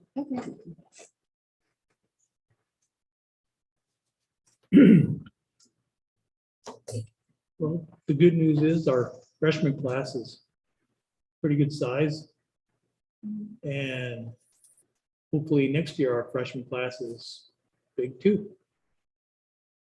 Bigger. And this includes all of our, it includes Cali as well. It doesn't include Cali. Yes, the only site not included is going to be that village charter. Okay, great. Any other comments from the board? And this is the end of the presentation? Yeah, that's it. Okay. Well, thank you. Thank you very much. Any public comments before we move on? Like, wait. Well, thank you for the presentation. Appreciate it. All right, we will move on to item 5. So we're removing item 5.2. That's where it was. And so 5.3 becomes 5.2. This is the Windsor Unified School District Educator Effectiveness Expenditure Plan. I'm sorry, do you mind talking about that? Yeah, Okay, if it just, I want to take a half step back. okay. If we could send that demographic, that last screen, Mhm. if Jeremy, if you could maybe give that to Ken and share it with the town council folks and let them, so they can see over the next 12 years, kind of what the trend is. And only because Windsor, I was in the newspaper, reported recently that, Windsor and the county, they're, as far as the amount of housing and whatever for, workforce housing is kind of low, and they want Windsor to step it up. I think that would be a good graphic for them to see, kind of what the long-term implications are of us not having that available housing mix in our community, and that we're just slowly having younger families, younger people they're the ones that are having kids, right? That there are implications, and those implications don't translate just into the town policy, but it funnels over.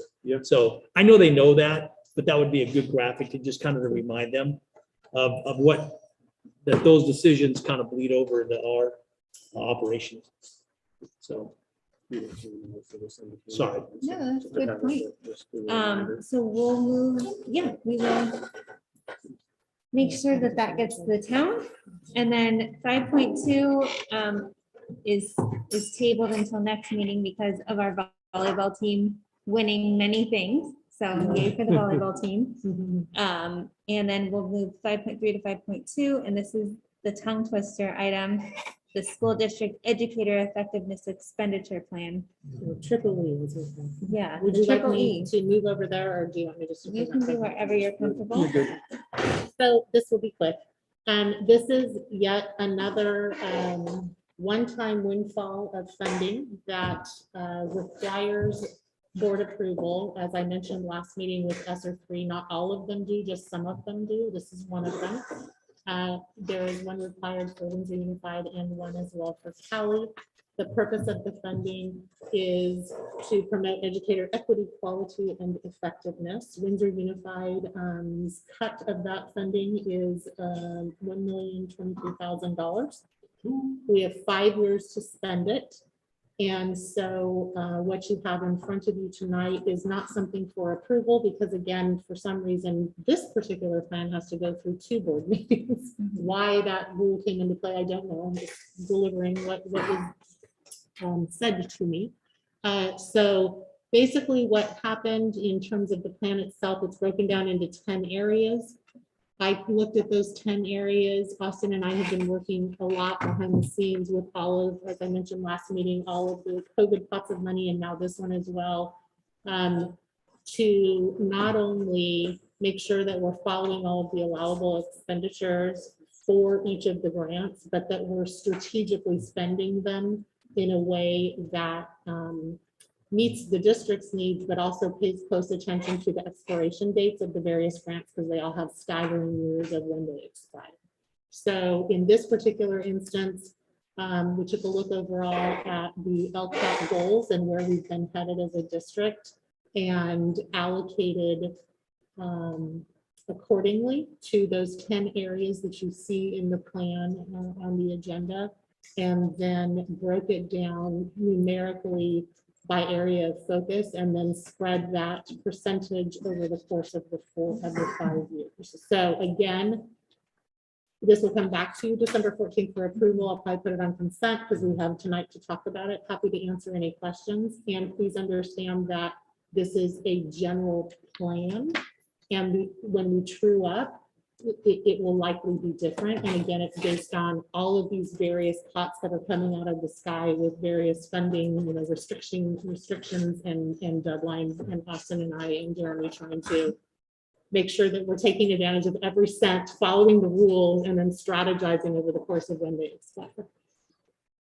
You mentioned that it's a grant. Is this something that we had to apply for, or did every district get No, this we just all got it. handed down to them? Thank you. Yeah. Questions? Now, we have it kind of budgeted out over a 5-year period, but do we get more of a chunk And then we're supposed to self-manage it over the 5 years. So if, let's say a certain opportunity came up and we could use the preschool extended care, for example, could we possibly use 3 years worth of that money upfront because Yeah. that program might be, need a whole bunch to get started and then cruise along. It's a block grant. So it is a block grant. So it's ours. We need to be smart about it, but And I think, you know, to be honest, in answer to your question, Rich, one of the things that Austin and I are starting to realize is the grants, even the other grants that you've taken a look at, the ELO grant, for example, that you approved last spring. It's a 3-year grant, but the way that we budgeted and the things that we prioritize, we're gonna spend it way faster than 3 years. So it's been helpful to sort of see what's actually happening now as we're further down the road in the school year and then planning accordingly. very good. No other questions? All right, so, Do this all over again on 5.4. what's up? Same thing on And then same 5.4. thing. Exactly, so What's the Cali amount? Point Right? 4 is the Cali cut, if you will, same thing, aligning basically to their overall LCAP goals. In Cali's instance, they have $203,289 to spend over 5 years. So again, it's a rough plan with some general broad areas for planned activities. And we will take advantage of every cent and spend it legally and responsibly. I'm sure they'll audit that as well, right? Yeah. Perfect. Sounds like a good plan. Thank you. You're welcome. Thank you. All right. 6.1 is We already done. our school plans for student achievement. Who's up first? So the school plans for student achievement, as I mentioned earlier, Annette is out for tonight. So we will start with North County Consortium and 51. Forest isn't on tonight, so-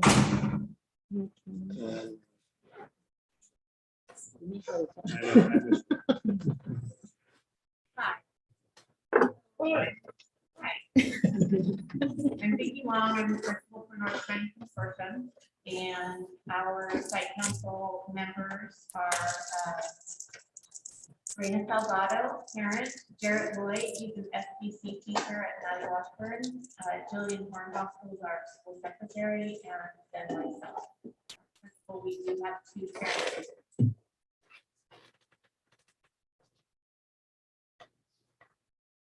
So our goals for 2021 school year were to support parents in the home, providing them with behavior training. We wanted to work on fine-tuning some academic and IEP progress monitoring in collaboration with families while they were in the home, and then to increase our student engagement in our time we have an 85% attendance and engagement rates. And what we wanted to do was not lose attendance and engagement for students learning that we found at home. And so we worked to try to keep people.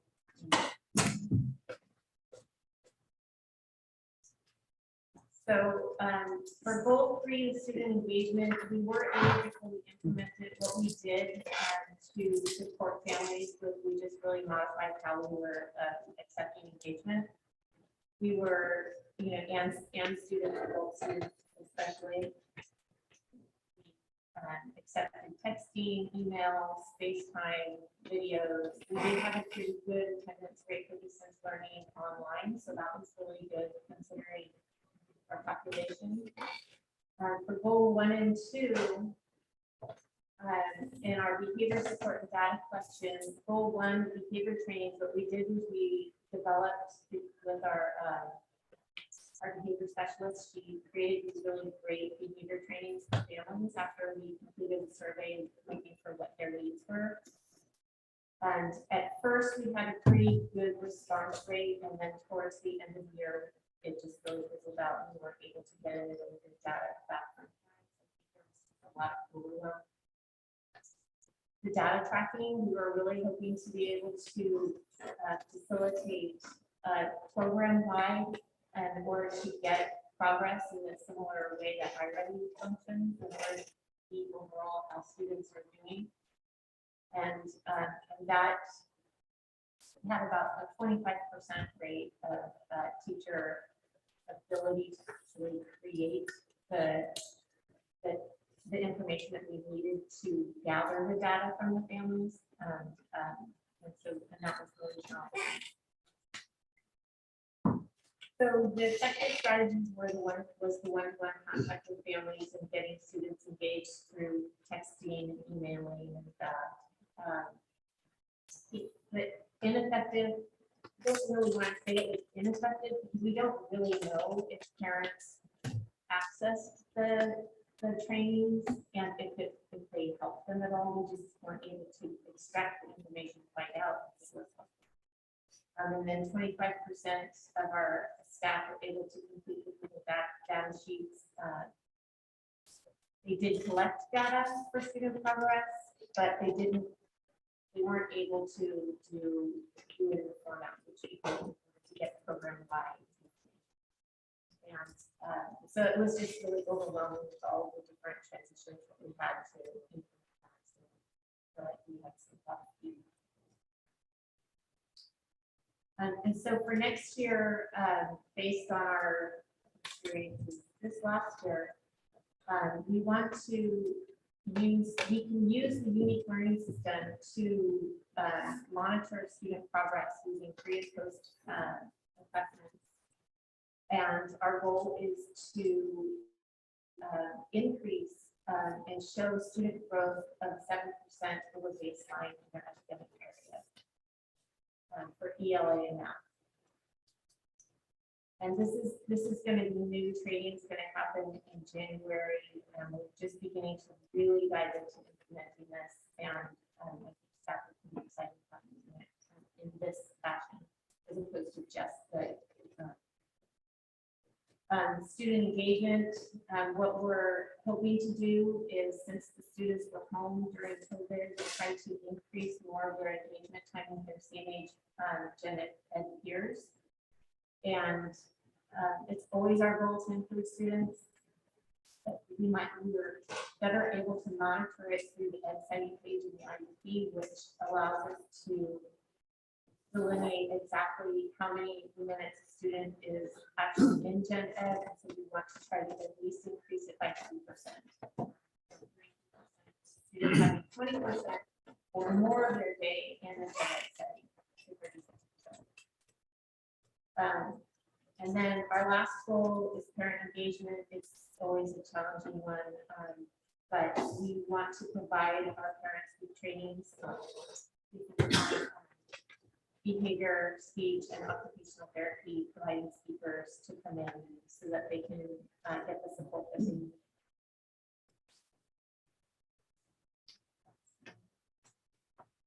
I got a question or a comment potentially here. In the past, we've had a program at the high school that's been a student club called Best Buddies. Is that still active now? And is this something you can kind of access to reach goal number 2 of student engagement? Yes, definitely. We do include recess and lunch and break for the Gen Ed time. Best Buddies is usually done during the break times, but we are starting it at the middle school, and there's the potential for starting it at Brooks as well. So we're hoping to kind of increase those. We're looking at bringing Gen Ed kids into the classroom too sometimes to help support. And then we do have students participate in specials of the electives classes, and we do get their core academics in our classes. But we try to push them out as much as we can. One of our challenges this year so far has been staffing in order to provide the support that they need in those settings. So another little connection I know has happened in the past, but I don't know if we'll continue or not, but we've also hosted Special Olympics track and field, things like that, and it's been paired with the exercise science corps or other groups. And is that something we hope to get going again in the future? Yeah, we're hoping. We just hired our adaptive PE specialist very recently, and they did just participate in the soccer Special Olympics at Montgomery last week. But we didn't include PE for this time around, but when we do it in March, I'm certain that it will occur. Now we have our adaptive PE specialist on board. She helps facilitate a lot of that. It's a good program. I hope that can continue. Yeah, it was very fun. Yeah. Also under the student engagement, I don't know if this is possible, but oftentimes over the years, I've had kids, they're looking for junior projects, they're looking for senior projects they have to do, and they're not really particularly, they don't have something they're really passionate about, they're looking for stuff. Is there a way that we could make available opportunity, I don't know if I don't even know how we would do it, but like with Eric's point about the best Mentor. buddies, those kind of things, where we could have those kind of programs that would be, year long, and implement that. And then also, you just reminded me, a couple years, not a couple years back, but when Mark Elam was the principal, he had a program, and I could reach out to him and ask him what it was, but a bunch of kids came in, and he actually had us wrestlers set up our mats and a whole bunch of things, and he brought, I think it was a gymnastics, I think it was our local gymnastics folks here in Windsor that had a whole bunch of different things. And so a bunch of kids came in, our wrestlers all helped them go through all these different things. And my wrestlers, when they were done, it was one, I was super proud of them because they just were extremely patient. But to a kid, they all told me later how that was one of the best things that we did all year long, working with other kids. And they just really had an incredibly good time working with other folks. And, and then Mark left and just kind of it fell off. But maybe I'm going to reach out to him and ask him what that program was and see if we can maybe do that again. I know my kids had they said, we want to do this a lot more often. And it was really a good experience. So I will find out. I'll let Jeremy know, and we can That would be great. pass it on with that program. What it was, I don't remember what it was called, but Yeah, I don't remember NCC being a part of it, but it would be interesting to find out. And we have had some students do senior projects with NCC. They come into the classroom and they work in the classroom. got it. But with COVID, we haven't really, now asking we can increase that, but we have had students, with the best buddies. Yeah, increasing that is always something. Yeah. Thank you. I mean, maybe just let the counselors know that, hey, if you have kids that are Yeah. looking for projects, these are some things that are available. Yes. And so just throwing it out there. Yeah, I did have one more question, and I think last year was a really difficult year to measure just because of how much of an anomaly it was in terms of what we're used to.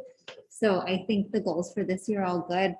I was just wondering, how has the experience been being back at school for your for your student population? I was wondering just to get a sense of how it's going. It's been going pretty well. We've had our challenges for sure.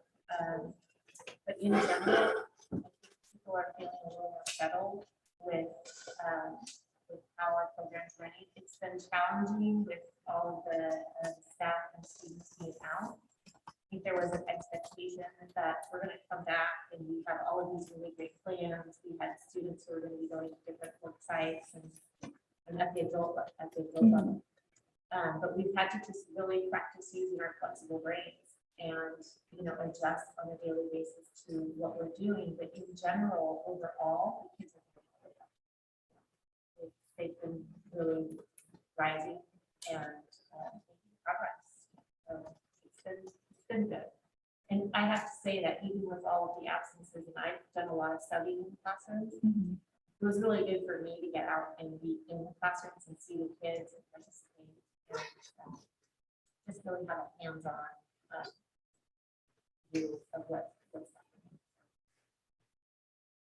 We've had our moments. There's been some challenges with the masks and everything. Just to add, I feel like we've gotten into a new groove of mask wearing, and it's nice to be able to keep that to a for sure. Thank you, Vicki. Thanks, Vicky. Thank you. Thank you, Vicki. So up next, Susan Yakush from Maddie Washburn. They're still going.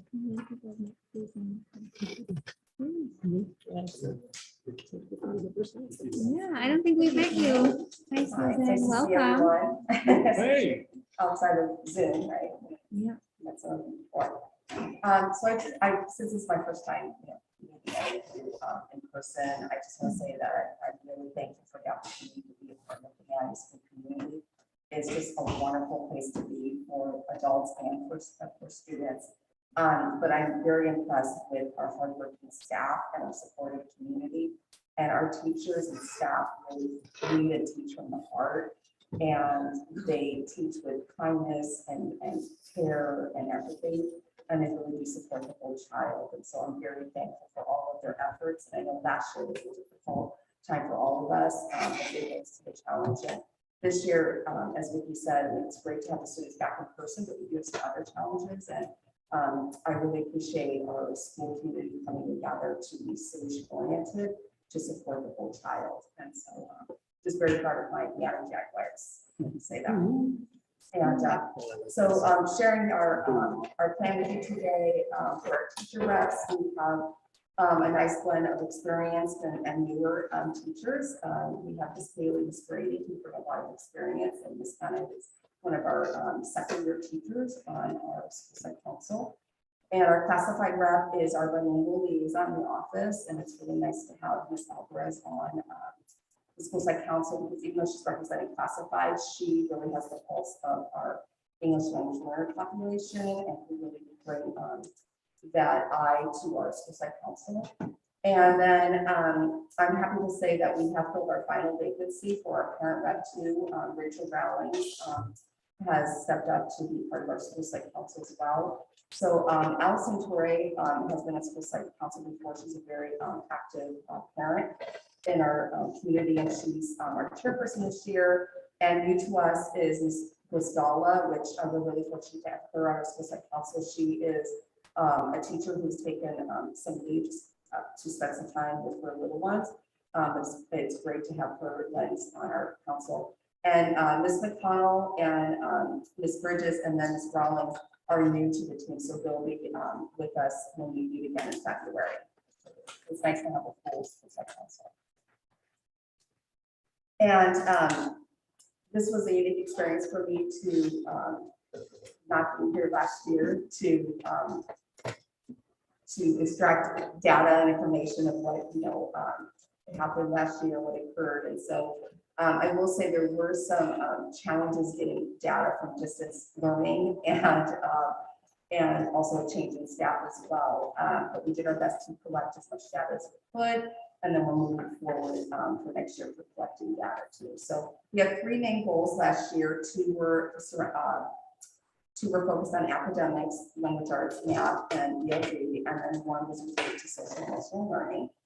And for our first goal for the reading math proficiency, our goal was to increase the number of percentage of students who were proficient at the end of the year in language arts and math. And the original goal was to use a universal screener in the fall and in the spring to track that data and progress monitor. But last year's staff and students with distance learning, iReady was a little bit challenging for the little ones and doing everything on the computer. So we were able to gather data pre and post for our second grade students using iReady. And as you can see, pretty much from the fall to the spring, we remained the same, 32 to 31% of students who were proficient. But in math, we did have a 9% gain from the fall to the spring. So 30% being proficient in the fall to 49% proficient in the spring. And again, we have limited data in K1 due to distance learning and also the universal screener, I don't want to say debate, but the challenges that the universal screener brought because it was online. For our second goal, which was related to our ELD support, and that was designated ELD support. Well, I should say for goal one, we did spend a little over $37,000 to support our reading intervention program, and that includes our reading intervention teacher as well as our reading intervention aides. And for, so for our second goal for the ELD support, that is providing designated ELD support to our multi-language learners. And that is more of a pull-out program. So we can do the different during distance learning. Last year, we didn't spend any of our site funding to support this, these district funds.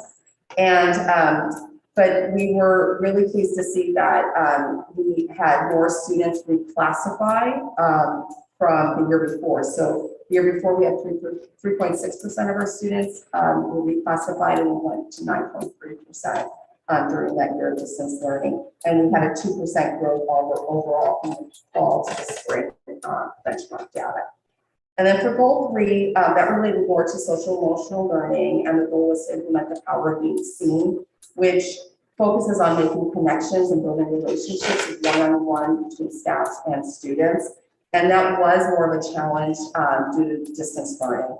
And we didn't spend any of our site funds for that, and there wasn't any data collected because the staff, they had been working on this goal for a few years. It was much harder to do, as I said, during through the computer. And so we didn't make any progress in that area and didn't have any data. The next slide. Wanted to just highlight a few of the things that the staff were doing last year during distance learning, because it did look different than in person. So for our ELD program, our designated ELD program, we have a wonderful ELD teacher, Mrs. Ola, and during distance learning, she conducted about 5 lessons a day, about 45 minutes each lesson. And she focused on, she did work with TK through grade 2, but she focused on some different things for those grade spans. TK through grade K, she focused on the reading foundational skills and phonics, as well as talking in complete sentences. And then in grades 1 and 2, she focused on reading fluency, comprehension, and writing. And then for our reading intervention program, we, I'm sorry, next slide. Thank you. For the reading intervention program, as I stated earlier, we have 1 reading intervention teacher and then 2 reading intervention aides. And they did share that this was it was a struggle to provide the reading support last year via the computer. The lack of engagement was a struggle for them, student engagement, but they did provide twice weekly lessons for the groups, but the attendance was really low. And when they were together, they focused on phonics, but they also were trying to focus on like the brain breaks and the movement breaks to keep the students engaged, even to be more engaged to participate in the classroom lessons as well. And Mrs. Brady is our reading intervention teacher, and she supported the Orton Fillingham Literacy Program. And over the summer, our K through 2 teachers had the opportunity to go through that training, and most of them did, and we purchased the materials for them as well. And they're utilizing that program this year in their general education classes, as well as in our reading program.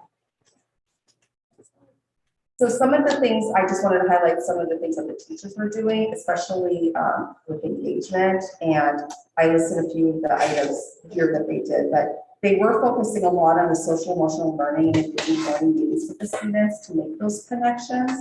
And they also focused for the reading part, they focused on reading fluency, and they were also focused on simultaneous engagement using the whiteboard so they could easily see students where they were at. And then they tried a variety of online computer programs to support the student learning. So the last slide then is reviewing our moving forward, our goals for this coming year. And again, we're going to focus on 3 goals: reading and or language arts and math, ELD, and social emotional learning. And for our first goal, we are again focusing on K through 2, and we are having a benchmark data that we just completed this week.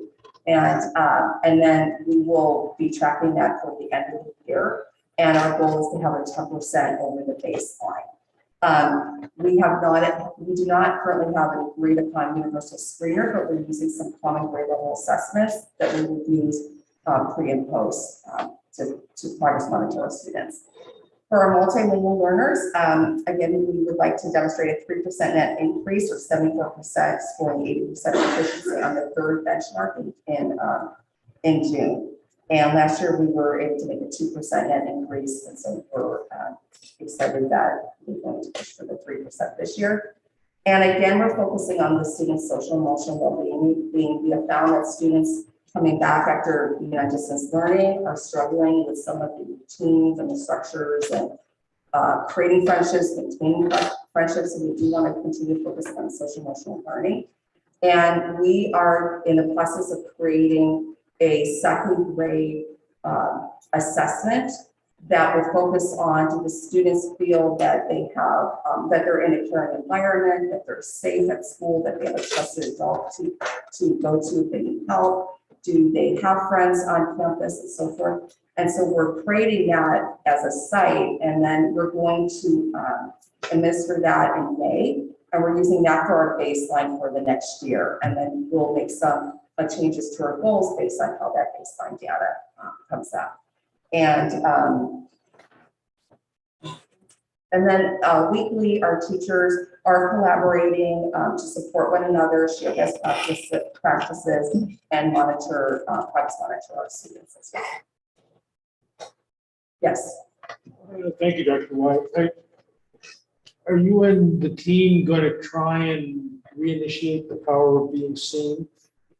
I like the social emotional for baseline in the second graders, but it struck me that the power of being seen is a little bit broader and deeper amongst the various grades. So I wonder what your thoughts were about that. Yeah, that's a great question. And we did discuss that as a staff as well as a school site council. And there are some who will continue to implement the power of being seen and focus on that.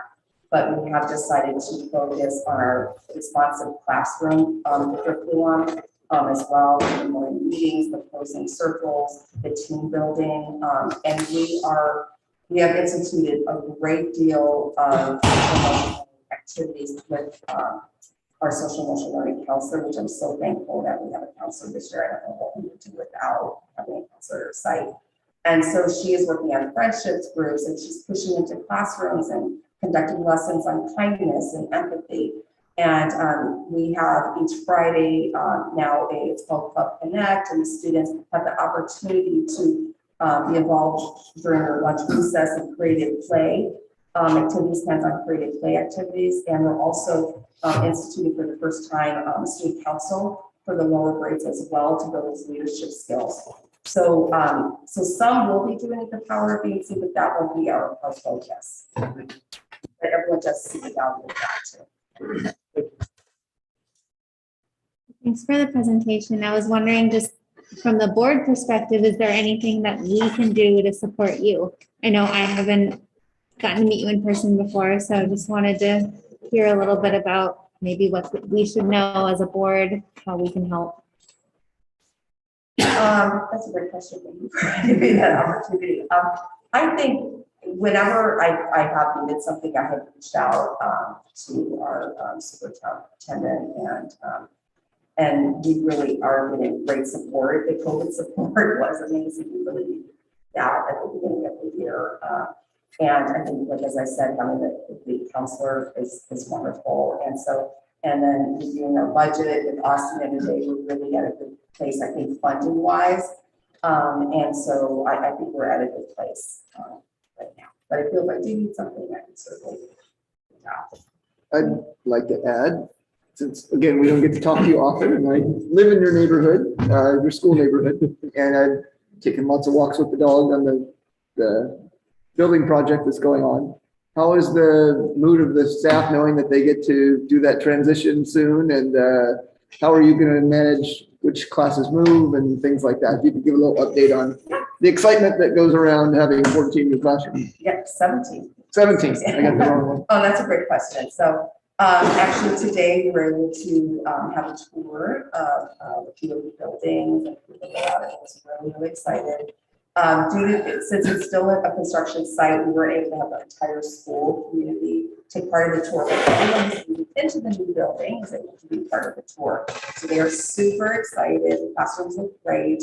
The outdoor space how that was designed. Everyone is so excited for that. There's lots of places to sit outside. We're going to be adding some coverage as well. And there's various areas too for outdoor education that they built in, which we weren't aware of that. I thought that was just amazing. I think now everyone's fighting over which classroom they want. It was really, it was just great to see. And we are working with the vendor too on adding 21st century furniture to the classrooms too. And so we had a representative come out and gave us some great ideas. They showed us, some samples, and then they provided us with samples that we have in one of our rooms right now. So we're kind of trying things out and exploring our options. And that was great that we didn't realize at first that we were having funding for that. So I was really excited to get some new items, too, for the classroom. So the staff did express some concern about moving mid-year. I mean, we're under a great deal, a lot of stress just with coming back to in-person. And as they're excited to be in their new rooms, they're also looking forward to having a winter break that is actually a break. And our teachers were concerned that the perfectionists that they are, that if we moved, we're planning to move in January, they'd probably be moving in that over winter break and wanting to make the classrooms look great for when the students came back in January. So they wanted to see if we could actually wait and move in June. And so I did reach out to our superintendent, and he was like, sure, I don't see why not. And so we had some discussion. So we have decided that we'll be moving. The movers will come, I think it's the 3rd week of June. The teachers wanted the last day of school and then the next week to actually pack everything up.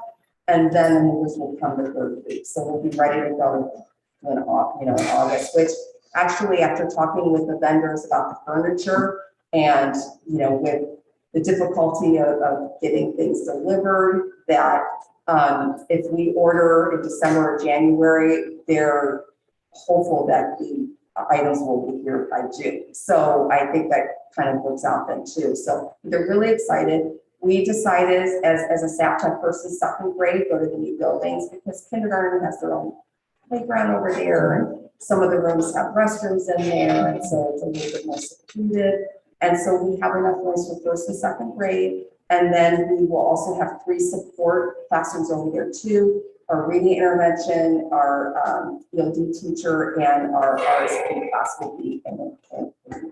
I have to say our teachers were really great about who went into the new room. Some were like, I'm fine where I'm at. Maybe I could just have another room, but in the old building, that was fine. And so they really worked it out themselves over there. But we're finalizing now, like what wing will be like the first grade wing, or what wing will be the second grade wing. And there were some concerns like nobody wants to use the bathrooms, which is going to be real noisy. So they're just, I'm getting staff input on how to make those decisions, but they're really, really excited. And then today we were thinking about like what we can do for like a ribbon cutting, experience too. So they look really good. Great. Glad to hear that report. We'd love to be part of that ribbon cutting, or at least I would. Yes. We've done that at other places, other sites, and we like to share the good news. So we'll be involved in that if you'd like. Love it, yes. Thank you. Thank you. Thank you. No, I don't think so. Thank you so much. Thank you, Susan. So it's an action item. We need to vote on the two. Oh, yes.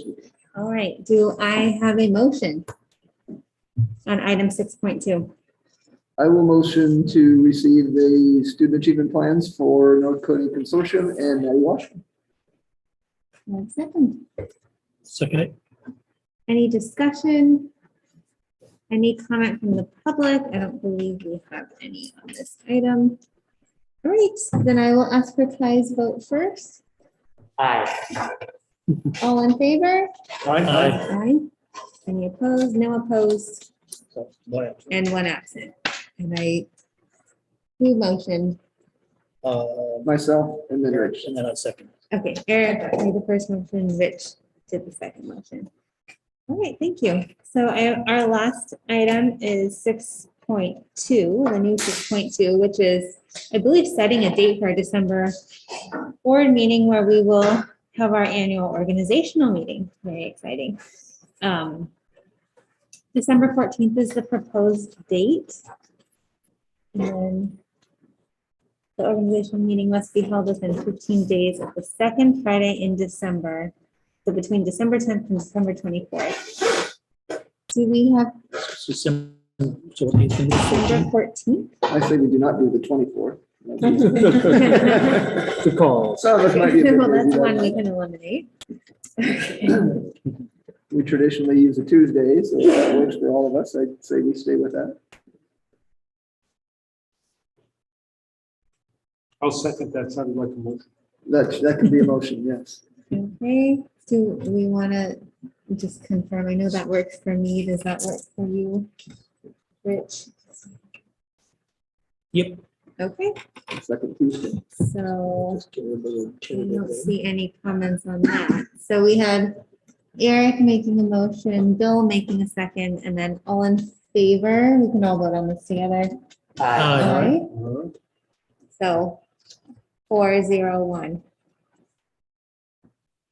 Okay, Especially with my CPA. we have Guess I'll be late. 7.1, future school board calendar items, and then I've added 2 that we'll add, the 4th of gymnasium okay. and the Spanish translation. Okay, perfect.